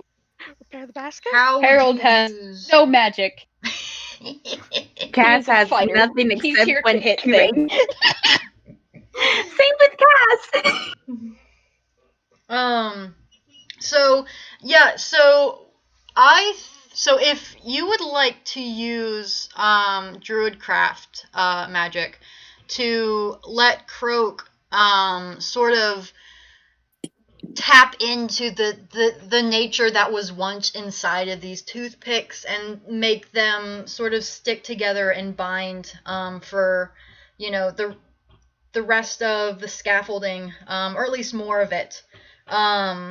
If Harold and or Cass roll good enough, actually everyone can assist. Either use strength or dexterity to help hold these in place while Croak tries to work their magic. Alrighty. I would like to use dexterity. I will use Well, strength. actually, I will use strength. But I will use strength. All right. Well, Cass. Harold. Abby rolled a 15. Cass rolled a 21. Harold rolled another 9. Yeah. Cass, you can hold. He's not a builder. He's a collector. He's probably distracted by the different like real and imagined like intricacies and collectabilities in some of these toothpicks. He's probably like picking one up, looking it over, deciding he wants it maybe, and setting it off to the side, and picking another one up, looking it over. Yeah, maybe this one's pretty regular. Picking one up, looking it over. This might be a collectible toothpick. I don't know. So he's not being very helpful. Yeah, he's not. If If any of these toothpicks have tinsel, he will be gone for the time being. Cass, you can hold so many toothpicks. These toothpicks are probably bigger. These toothpicks are like a half-inch taller than you are, but you can hold so many toothpicks. Cass, you're holding all of them. Strong little girl. You're holding all of the toothpicks. And Abby, with the 15, I think you are helping hold these in place, while Croak uses their Druidcraft to sort of, let these kind of almost sort of grow these in place, and let them let them sit where they would like. So I think you've got sort of the main scaffolding parts sort of built. Would you like to reinforce them? You can use either of these strings that you found, and you might also be able to use the silverware in some places to also help boost up certain areas. Yeah, Abby's gonna take control of the string because that's her thing. She does string. She uses string for all of her things. Indeed. I'm not going to make you roll another whiz save. Please do not. She No, does I wasn't. that. Roll me dexterity to see how well you do the tying, or if you have any other skill you can you'd like to argue for. Okay. I would maybe argue for maybe intelligence, just to like yeah, Figure out the because like knots. she like knots and stuff. Oh, an 11. 11. Would anyone like to assist? Croak has a limited knowledge of sewing. Croak, go. Harold can Alright. maybe help. What do I roll? You can roll intelligence as well. I know it's not going to work great for Croak. Or you can give me a reason that Croak would give Abby advantage. Harold, you can either roll intelligence as well or also do the same.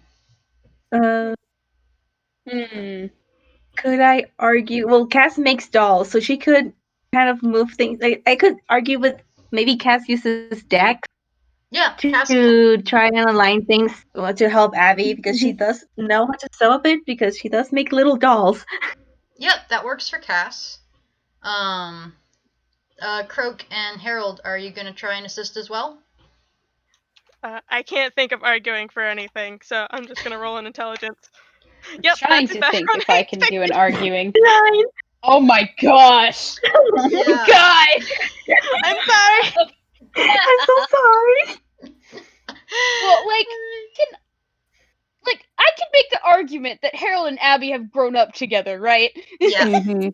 You can So, let maybe Abby knows roll again at one advantage. or two things about sewing. I think you can use your sibling history. You can see she's doing okay. She's maybe getting a little bit frustrated. You maybe don't know all about sewing and stuff, but you can see that some stuff isn't as neat as it usually is, and you can let her try again with advantage. For charisma, and he's giving her a little pep talk. If you wanna roll, yeah. Roll me. She's going to try again with advantage, regardless. Roll me her charisma to see how wonderful or terrible you are at this. Oh my god. All right, Harold, this is your highest stat. Please, for the love of everything.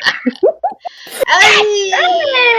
Dirty 23. Dirty 23. You give the peppiest pep talk. You know Abby. You know Abby. You boost her up. She gets so thing. Do you want to tell me how you do this, or do you want to just do it? Abby, Mira, how does Abby react? I myself cannot come up with a pep talk, but please know, Harold is using his boastful voice, and he is going all out. Like he is a leader, and he's leading, and he's doing his best, and he's giving the peppiest of talk. Oh, sweetheart. While also wrapping an arm around Abby's shoulder. Abby kind of just pauses and very frustratedly trying to tie this knot that's been throwing her off, and she just kind of relaxes and leans her head against Harold's shoulder and is just like, "Oh, thanks, Harold." Roll again with advantage. Harold's ears immediately stiffen up, and he's beaming again. But it's less of a boastful grin and more of a soft grin. And like Abby just kind of smiles softly at Harold, and then like with like renewed confidence in her tying ability goes back to try again. And please, Dice Purser, be nice to me. Yes. Hey! You want to roll again to see if you get a nat? A Let's 19, see. 30, 21 is still very good. Yep, Nope, nope. we'll take that We'll 30, keep that 21. Yep, nope. The power of siblings. Sibling. Power of siblings compels you. All right. Yeah. So you use the the strings you found, mostly the waxed cotton. I'm sure you'll find a use for the clothesline. Mostly the waxed cotton. Actually, you probably use the clothesline not necessarily to tie things, but to sort of like weave it in between and kind of bind stuff together. So you reinforce this thing pretty darn good. So, Heck yeah, yeah. I do. heck yeah. So anyone have anything else they would like to do with the framing, or would we like to move on with like covering and insulation and stuff like that?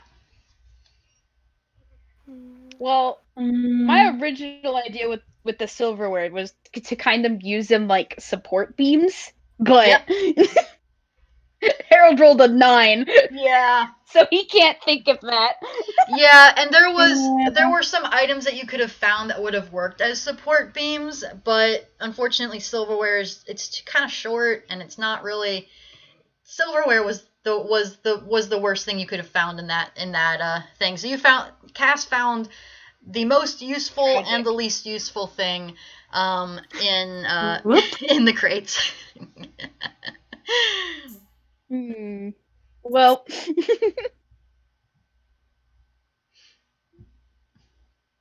what haven't we used yet? Like, Yeah. I'm gonna just say you still have some toothpicks, because you have a lot of toothpicks. Basically what's left is the soft blanket, the chaps. You've still got some line, and you still have the silverware.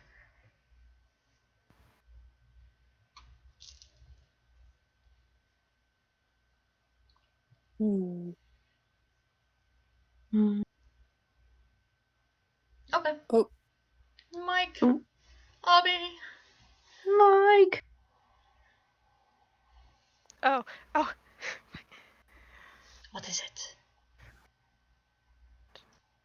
I got distracted and realized I'll be Mike. Yeah. Yep. okay, am I back? Hello? You're back! We can hear you. We can hear you. Okay, good.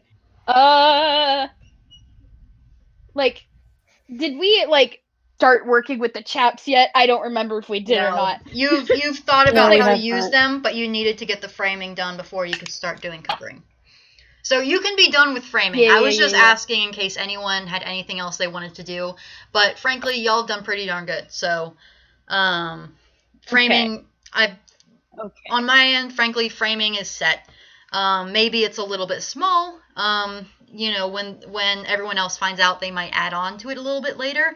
But this is solid. It's a really good sort of central base location. Yay! Nice. Okay, rad. I think Harold's just gonna start dragging the chaps over, so like they could get started. Hey, since you specified that you were dragging them, roll me strength. Oh, great! Yeah. A 0. Another 2 minus 2. Fantastic. Wow. Harold, you are stuck He underneath like some grabs chaps. onto them and he tries to pull them back, but he's like doing that Toon thing where he's like his feet are slipping out from under him like repeatedly again and again and again and again, and he's just like staying in place and nothing is happening. There is no progress being made. And Class come over and just go and pick them up. Cass, roll me strength. It's funny, but roll me strength. Yeah. Okay. Please. Also, Harold, I Please, think Dice with God, that. please give us a nat 20. Oh, just no! so Okay. No! So here's what happens, Harold. With that 0, you're doing the toony scrabbly thing, and then you slip, and the chaps have eaten you. You are stuck underneath these chaps. They are very heavy. There's 3 of them. You're stuck underneath these chaps. Cass, you see this happen. You go to try and help your very strong, very amazing, very heroic big brother and save him from these cowboy chaps, which have, for all intents and purposes, eaten him. And you cannot. So Abby's gonna run over and try and Ah! assist. Everything is fine! Everything is fine! This has happened before! This has happened before! This has not happened. Hey, dirty 20! Abby, Oh my gosh. you use your big sister powers to save your little brother and little sibling from this tri-chapter of horror. And you have rescued Harold, and with that dirty 20, I think you also carry them over to your framework. Oh my god. You guys okay? She asks while she's basically hefting yeah, I'm the totally chaps fine. And, like, all by herself. You got eaten by the Harold is desperately trying to maintain whatever pride he's lost. She smiles at him. She He just knows. lost a fight to clothes.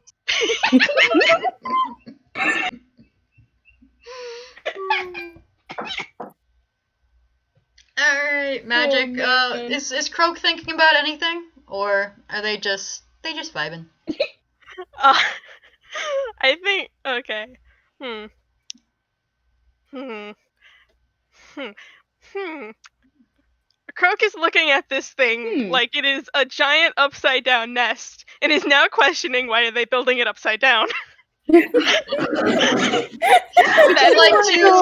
like to ask any of the other characters, or try and ask them why they're building an upside down nest? Is it time to play charades? I mean, Abby does have speak with animals. If it would work. Speak with animals actually does work with Croak, but that's just a flavor thing. Mhm. Croak is very confused, and I think they're probably gonna fail at this, but they start trying to tip it over. No, we need Please, it. please. Roll me strength, Croak. Oh no. Yeah, that's about what I thought.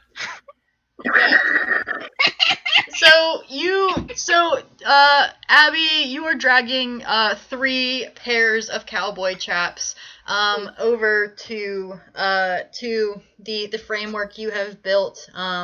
Harold is in tow, trying to save face, and Cass is shattering along. And you all see Croak try and fail to what looks like lift up the framework you guys have built. What do you do? We need I'm it's not okay. gonna lie. I zoned the peck out. Alright, you're walking over and you all see Croak trying to turn the framework upside down. They And don't fail. succeed, but they are trying. What do your characters do? Croak, it's okay. It's the right way up. It's okay. We need the covering. It's gonna get cold. It's fine. It's supposed to be like that. Nest upside down? Not upside down. It's right side up. It's fine. Thank you, though. How? Think of it as like a place to put the nest inside. It's gonna be a little burrow. Croak is thinking. Fun fact about bee hummingbirds, they have outdoor nests that sit on God. branches. Hey, they're thinking very hard about this. And they just... Would Magic, would now be a good time for the other characters to try and roll insight? Yeah, sure. Everyone roll insight Oh on Croak. boy. Insight Oh, boy. this can only go Great. well. That's a negative Plus 1. Perfect. Oh god. I got the nat 20? How did I get the nat 20? How did Harold? Oh boy, Harold, I love your whiplash. I love your whiplash emotional state and rolls so much. All right, so Harold got a is nat 20. everywhere. Abby got an 11, and Cass got an unnatural 1. You want me to Cass, describe? yeah, Cass, you just see Croak trying to lift the nest. You think maybe they're trying to be strong too, like your really cool brother. But they're doing something. Abby, you know Croak is confused. Magic, would you like to tell Abby what Harold is struck with? Harold, I don't know if you know anything about birds, but you do now. Well, but like, you know that birds. they live in a studio where all Yeah. the giants are birds. I think he knows a few things about birds. You know Or at birds. least how to avoid them. You know birds in the winter typically go other places. Croak is not like any bird anywhere that you've seen. They have very bright and flashy colors, and you probably know that Croak's a bit young, and Croak does not seem to understand the purpose of an upside down house. And also, when Cass mentioned that it was getting colder, they looked confused. Harold, you don't think Croak has ever experienced winter before? Oh my god. Harold is sitting here, and his eyes go from like the little black dots to white as he has the realization that Croak is a baby. Croak is a baby. And he's just sitting there. You guys finally know. Well, And Croak does not know what insulation is. like, Croak does not chin. know what a winter is. You realize that you just sort of assumed that these were concepts that Croak understood, and you never actually explained anything about winter, or what actually the cold house is, or really what exactly the cold house purposes is to Croak, who has just only very, very recently shown up, and Harold, as you now realize, is baby. Harold is like, you know, like that boy meme where like the hands are pressed in front of their face. He's doing that, and he's doing a thing. How the heck? He's wow. Are you going to clue anyone else into this, Harold, or are you just going to try Croak, and put the world of explaining winter on your shoulders? Do you even know what the winter is? Please tell me, Croak. Yes, nod if you know what it means. Do you know what winter is? Croak is staring blankly at you. They are not moving. They are staring. They don't know what winter is? You don't know what winter is?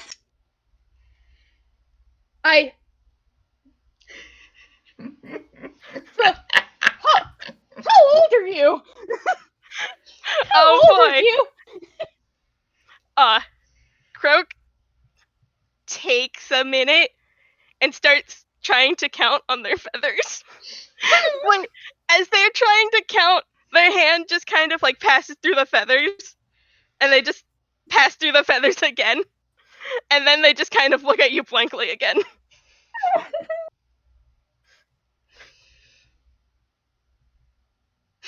I think Harold just looks at Cass first, and then looks at Abby, and just gestures to Croak. Abby's just like, I oh, believe. no.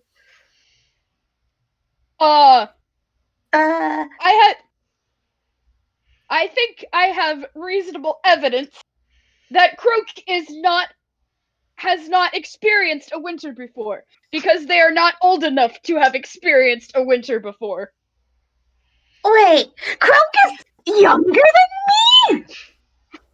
Yeah, Harold, you also think about Harold, you also with what Magic had said before, you also could surmise that Croak also has not experienced a winter because they do not seem to be from around here. If it would cross your mind that there are places without winters, which it might not. It does not. Let Cool. me tell you, it does not. Perfect.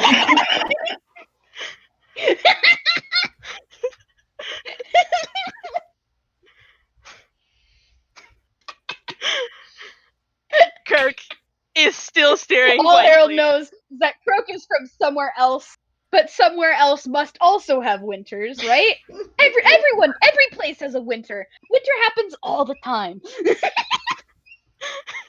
Abby just looks at Croak and is just like, Croak, do you need us to tell you what we're actually doing? I'm sorry, I didn't realize that you didn't know. We're gonna teach you so good! Croak looks at the, Oh my at the thing and just points at it and goes, nest! Yeah, it's a nest, but we also need it to be warm. If not, then we're gonna be like super, super cold. And that's not good. It's really not good for a lot of the other tinies. I think Kriko's gonna be turning into a popsicle soon. Croak stares blankly at the term popsicle.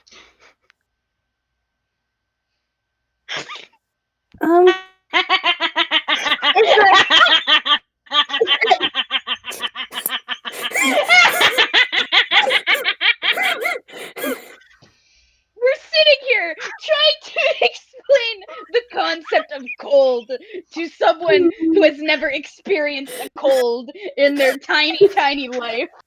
To be fair, I was horrible at creative writing and trying to describe a sunset to a blind person. This is my kryptonite. Oh my god. Good golly. Please know that as soon as this game was set up, Magic slid into my DMs and was like, hey, so Croak rolled a 2 on knowing what winter is. They don't know what winter is.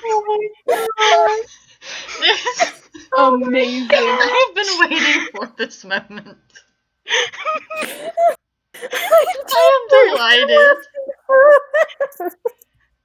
Oh my god.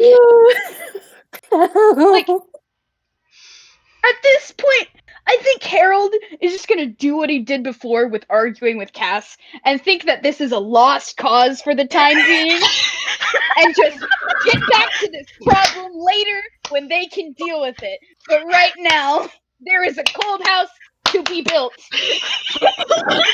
and some chops to be made into some insulation.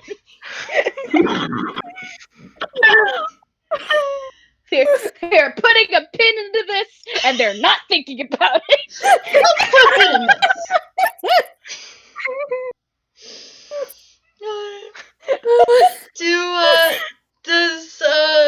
Does Cass and Abby follow suit, or what is their reaction to Harold deciding, nope,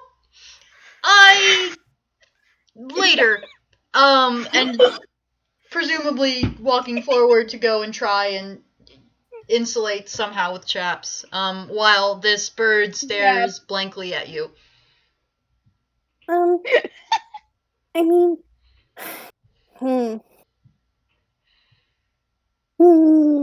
she's trying to think. She's trying to think real We hard. can talk and do things at the same time. Yeah. Croak, if you have any more questions and stuff, don't be afraid to actually not just you can ask us things if you're confused. And we'll do the best we can to answer those questions. Croak is still staring at you. There are no thoughts in this bird's brain. Do Oh you my not have God. any questions right Amazing. now? Oh my I gosh. don't know if Croak can ask questions. They don't know what to ask. Amazing. No thoughts, I head think empty. in the background, can I roll hammer space actually? Absolutely.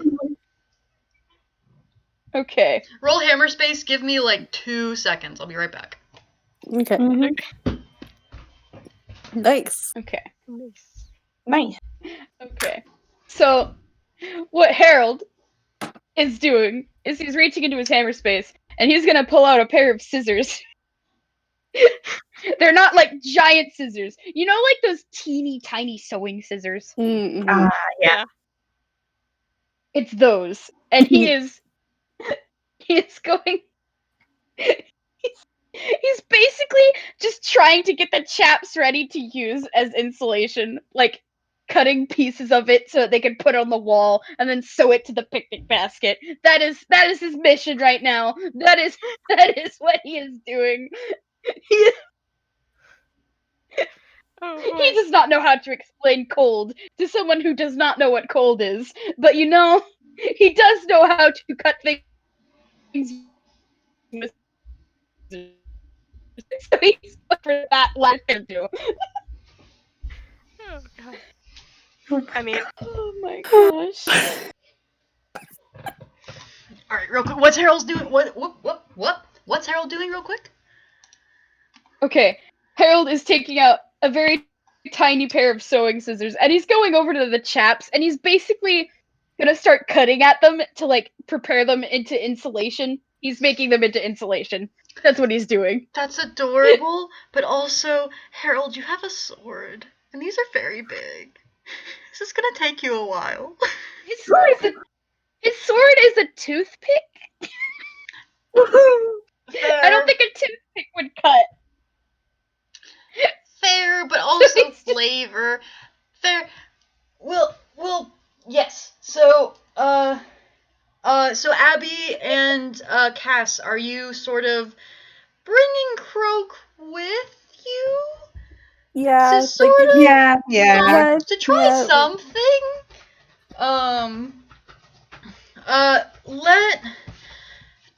Why don't you both, would it be maybe, y'all, Magic, do you think, like, persuasion or something to at least get Croak to sort of understand or follow along with what they're doing? yeah. Yeah, y'all roll persuasion. If you do 10, 8. Gosh. Croak is still Croak is confused and they still think that you're just not very good at building nests, which is fair. They haven't really seen any of you build nests before. They know a lot about nests though. They can Squeak has show a pretty you good nest. they can Squeak has show a you pretty all good nest. about nests. So they still want probably to turn it upside down. Harold, highest stat being charisma. Harold, would either of you try and drag your little big brother into this and see if he can at least get Croak to do something somewhat constructive?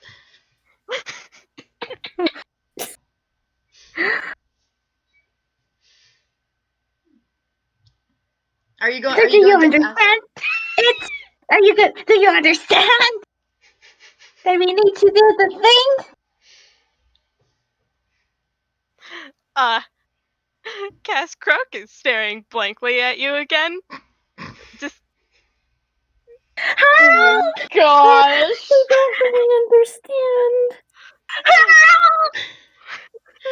Harold, it does not seem like this issue will allow a pin to be put into it. Would you like to try and just, Harold. even not explain, but at least get Croak to follow along with what you're doing? Harold sighs and he rubs his face for a little bit before he leaves the chaps and the scissors, and he's just, you know what? He's gonna try. He's gonna try. Persuasion, right? Yeah. Right. Can I argue for advantage, please? I will let you have advantage. Thank you. oh god. There we go. An Yay! unnatural 20. You went from a 10 to a 20. All right. Harold, I think you succeed, and you don't explain anything, but you can at least get across the gist of what it is you are trying to do here to Croak. So they know they probably no longer want to turn the cold house upside down and make it into a nest. Oh boy, you're lucky, because if you failed that, Croak would have started trying to play charades of how to build a nest. Oh my god. Amazing. Croak, I love you. We love Croaks. I almost want that to Oh. happen now. That'll happen. I'm sure that'll happen later when they try to explain what cold and winter is to this bird, and Croak's just like, you guys just build bad nests. That's your problem here. All right. Oh my So god. roll me. So that's one pair of chaps that you are cutting up to try and turn into insulation from the inside. Do you want to do that with all of them, or do any of you have any other ideas for these 3 pairs of cowboy chaps? Could we all work together on this? You can. Yes. I You honestly don't have any definitely other can. ideas for the chaps. Yeah. Too. There's not much to do with the Let's chaps. turn the chaps But you into have 3 of them. insulation. All right, so It's gonna be some thick insulation. yeah, so for cutting them up, roll me dex or strength or argue for something else. I'm gonna go with Dex. Harold, you're doing good. Oh my I gosh. went through. I went with Oh strength. my Oh gosh. boy. Oh no. Oh no, that one! Oh no. Parser, why? Okay. You all, frankly, are still reeling a little bit. Harold, you're doing the best. You're not doing great, but you're managing to sort of compartmentalize some. Your rows that you're cutting are kind of shaky. They're not looking the nicest. Cass, you're just kind of stabbing at it with your needle. Not much is happening. You're getting some sort of weird. Helen, please do not eat my glasses. You're getting some weird chunks. Abby, I think your scissors, your cutting implements aren't working. You're not holding them right or something. Croak, you're trying to tear it like paper. You rolled a 1. You're trying to tear it like paper. You can't. This is leather. This is toon leather. You can't tear it like paper. I think you're just very, very frustrated now. Oh man. Look, Oh these my people are terrible gosh. at building nests. Oh, Okay. bless them. So, I will say you can try again since you have 3 pairs of cowboy chaps. You can try again. If you all would like to start with another clean slate, if you will. Sure. It is time to try again. If at first you do not succeed, Cass, that is worse than before. gosh. There we go, Abby. Yay. That's a dirty Abby, 21. The brain cell. There. Harold, there we go. Cass, come on, Cass. Croak, come on, Croak. There we Cass is go. the child. Okay, there we go. Cass, you were actually having a lot of fun cutting out like It's shapes out of this fun. stuff, and you're looking at it and you're like, this would make some pretty cool dolls. So I think they've actually just kind of left you over in the corner with that scrap pair of chaps. And you're making little dolls, and you're kind of weaving stuff. You're having a good time. You're not really contributing how it was intended, but you're doing something, and you're preoccupied, and you're not currently trying to run away. So, shenanigans. Abby, you remember how to hold your scissors. You cut these lines straight and true. These are going to fit very well inside. Harold, very much the same. You're not quite as good as Abby. But that's kind of to be expected. She's very good at this. It's sort of her thing. Croak. She is very good at this. Croak, once you realize this isn't paper, you do much, much better. I do want to say something about Yes. Croak, about what they do. They are now going for the threads and kind of like turning them into fuzzballs to put in between. Okay, that's good. That's how you build nests. You gotta get some fuzz. Amazing. That works. I mean, chaps are. I will say that works because tunes, even though chaps are usually leather, somehow you make it work. You're magic. It's fine. Well, you gotta have like threads to like tie everything together, right? Yeah. Well, I will not get caught up in semantics. That is a weakness of mine.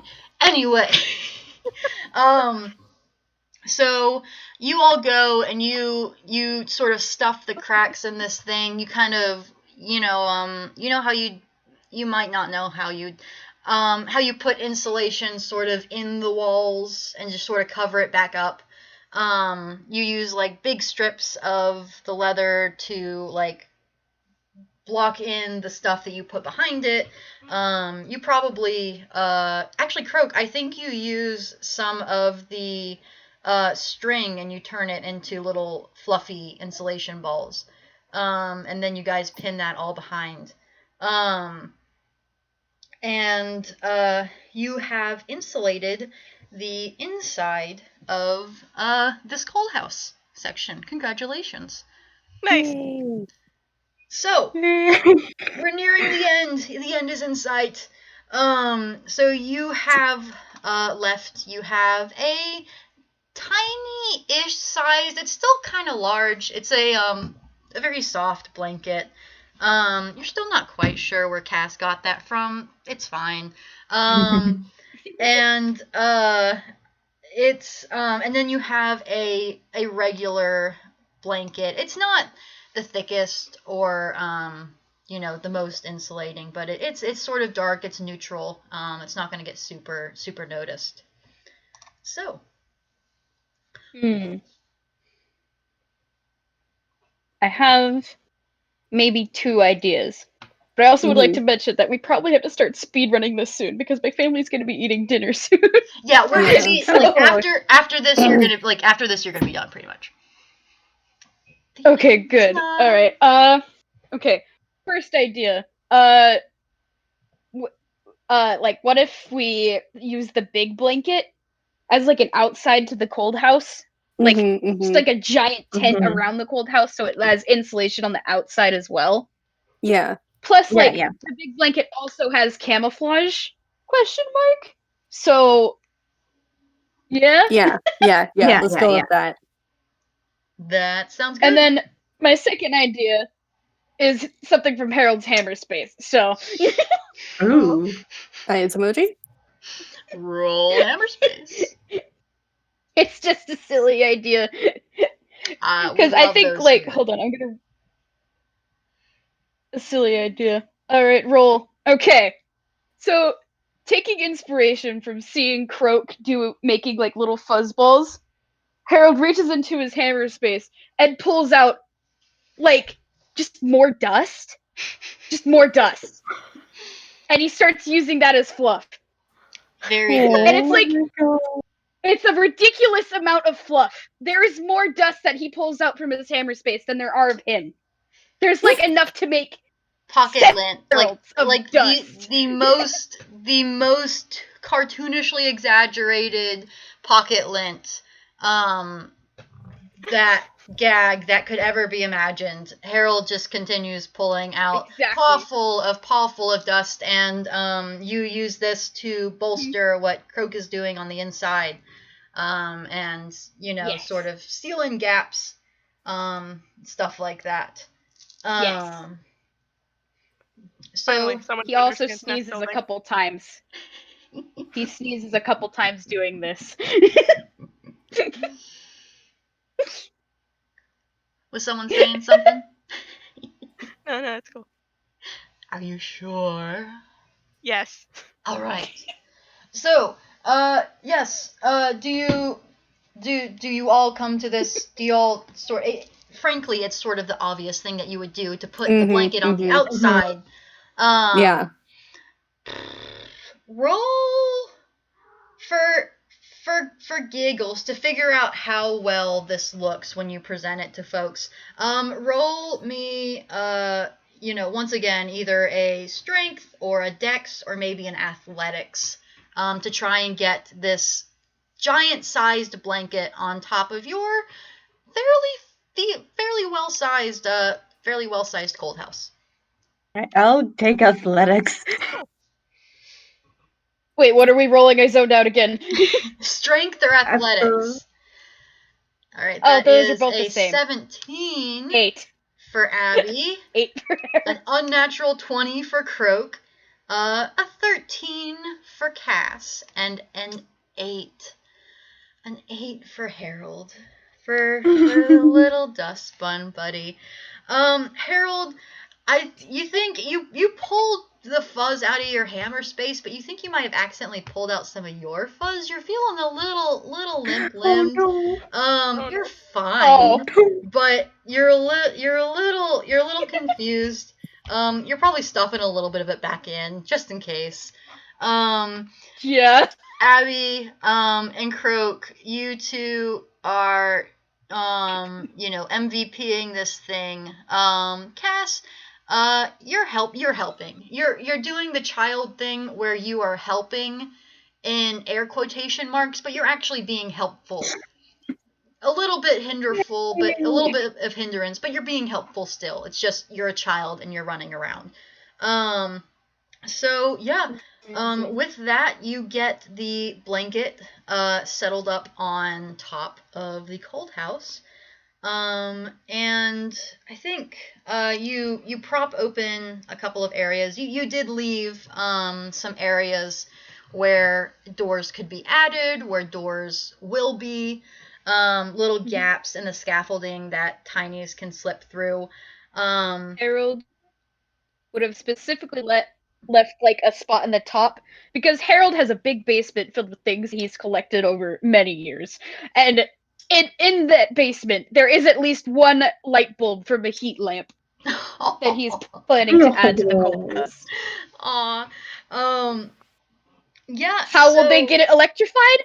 He doesn't know. Captain usually handles electricity. Bobbin probably handles the electricity, actually.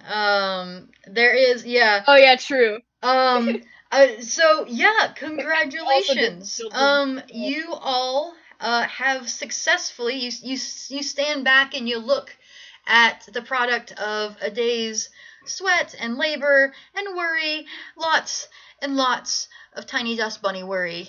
But you have done it, Abby. You have succeeded in your quest to create to surprise everyone, to get this out of the way, at least start it a little bit, put your mind at ease. And Cass, you got to go on some adventures. You got to kill 2 whole bugs, ruthlessly and without mercy. Harold, stuff certainly happened to you, Harold. But you don't have to go on patrol. Yeah. So, there's there's maybe a silver lining, but there is silverware. You do have a couple extra pieces of silverware now. Croak, things happened. Harold has added a fork to his collection. Things happened to you, Croak. You're still a little confused, but you had a good time. You found some sticks. So I found some sticks. honestly, like anything could have happened. You found some sticks. You've mentally bookmarked where some dead bugs are. Don't worry about it. It's Oh my it's gosh. gonna work great. All right. Amazing. Yeah. So, do any of y'all want to have any more character interactions? I will say, yeah. Do any of you want to have any more character interactions? Before I wrap up the wrap up. Abby kind of just stands back, looks at all their progress, and then like just turns to everybody else and with a really, really big grin and is just like, "Good job, everybody! Now we're not going to be super cold. It's going to be great. Thank you." Yeah! Aww. Fun! We had a adventure, and you found things, and yeah! You know what? Yeah, that was in fact a really cool adventure. And like, Harold just nodding to him. Nothing really happened. You know, sure there was a couple bugs, but you know, most of that was pretty good.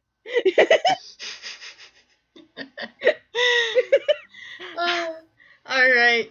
So, with that final little very wholesome exchange, I think you guys finish Harold up. does give hugs. Harold does give hugs to everyone. Absolutely, I just group wanna point that hug, out. mandatory group hug. Hugs. Hey, Cass. Mhm. Roll me strength to see if you accidentally crush anyone. Oh no. Oh my gosh. No. No. Cass will not hurt her family. What are you saying? Fine. Not crushing, but you know, very strong child hug. If you don't want to, that's fine.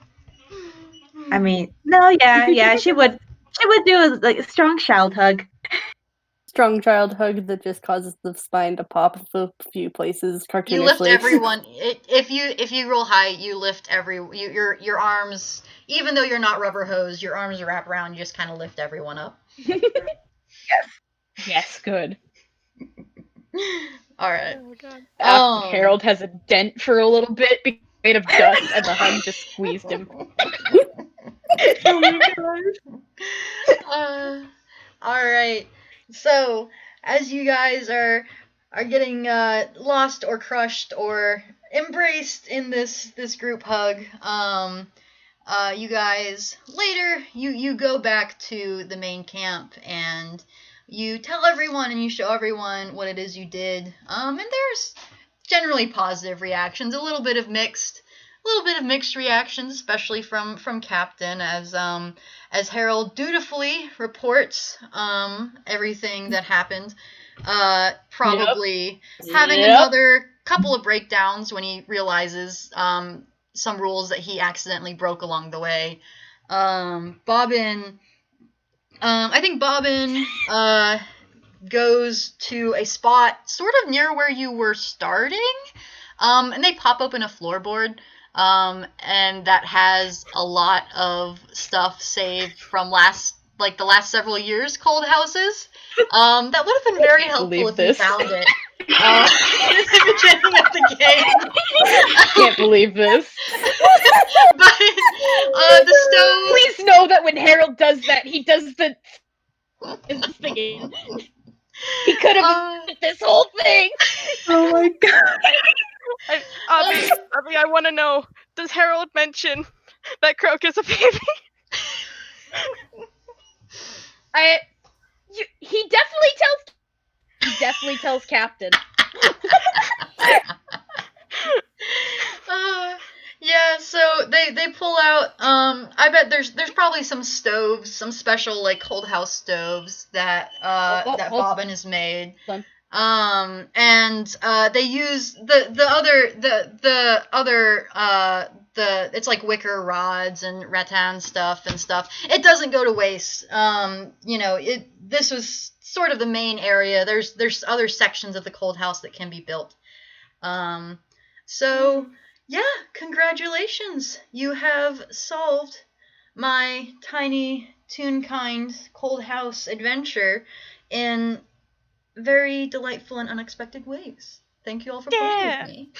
Yay! Yay! Super fun. Oh god. That was so good. Oh my That gosh. was oh That gosh. was so good. Is it time to say goodbye It is time to yes. and say turn off the goodbye. recordings? All right. Bye. Thank you very much for Bye. listening, and I Bye. will end the recording. Bye. Thank you for listening. Dun, dun, dun. Woo!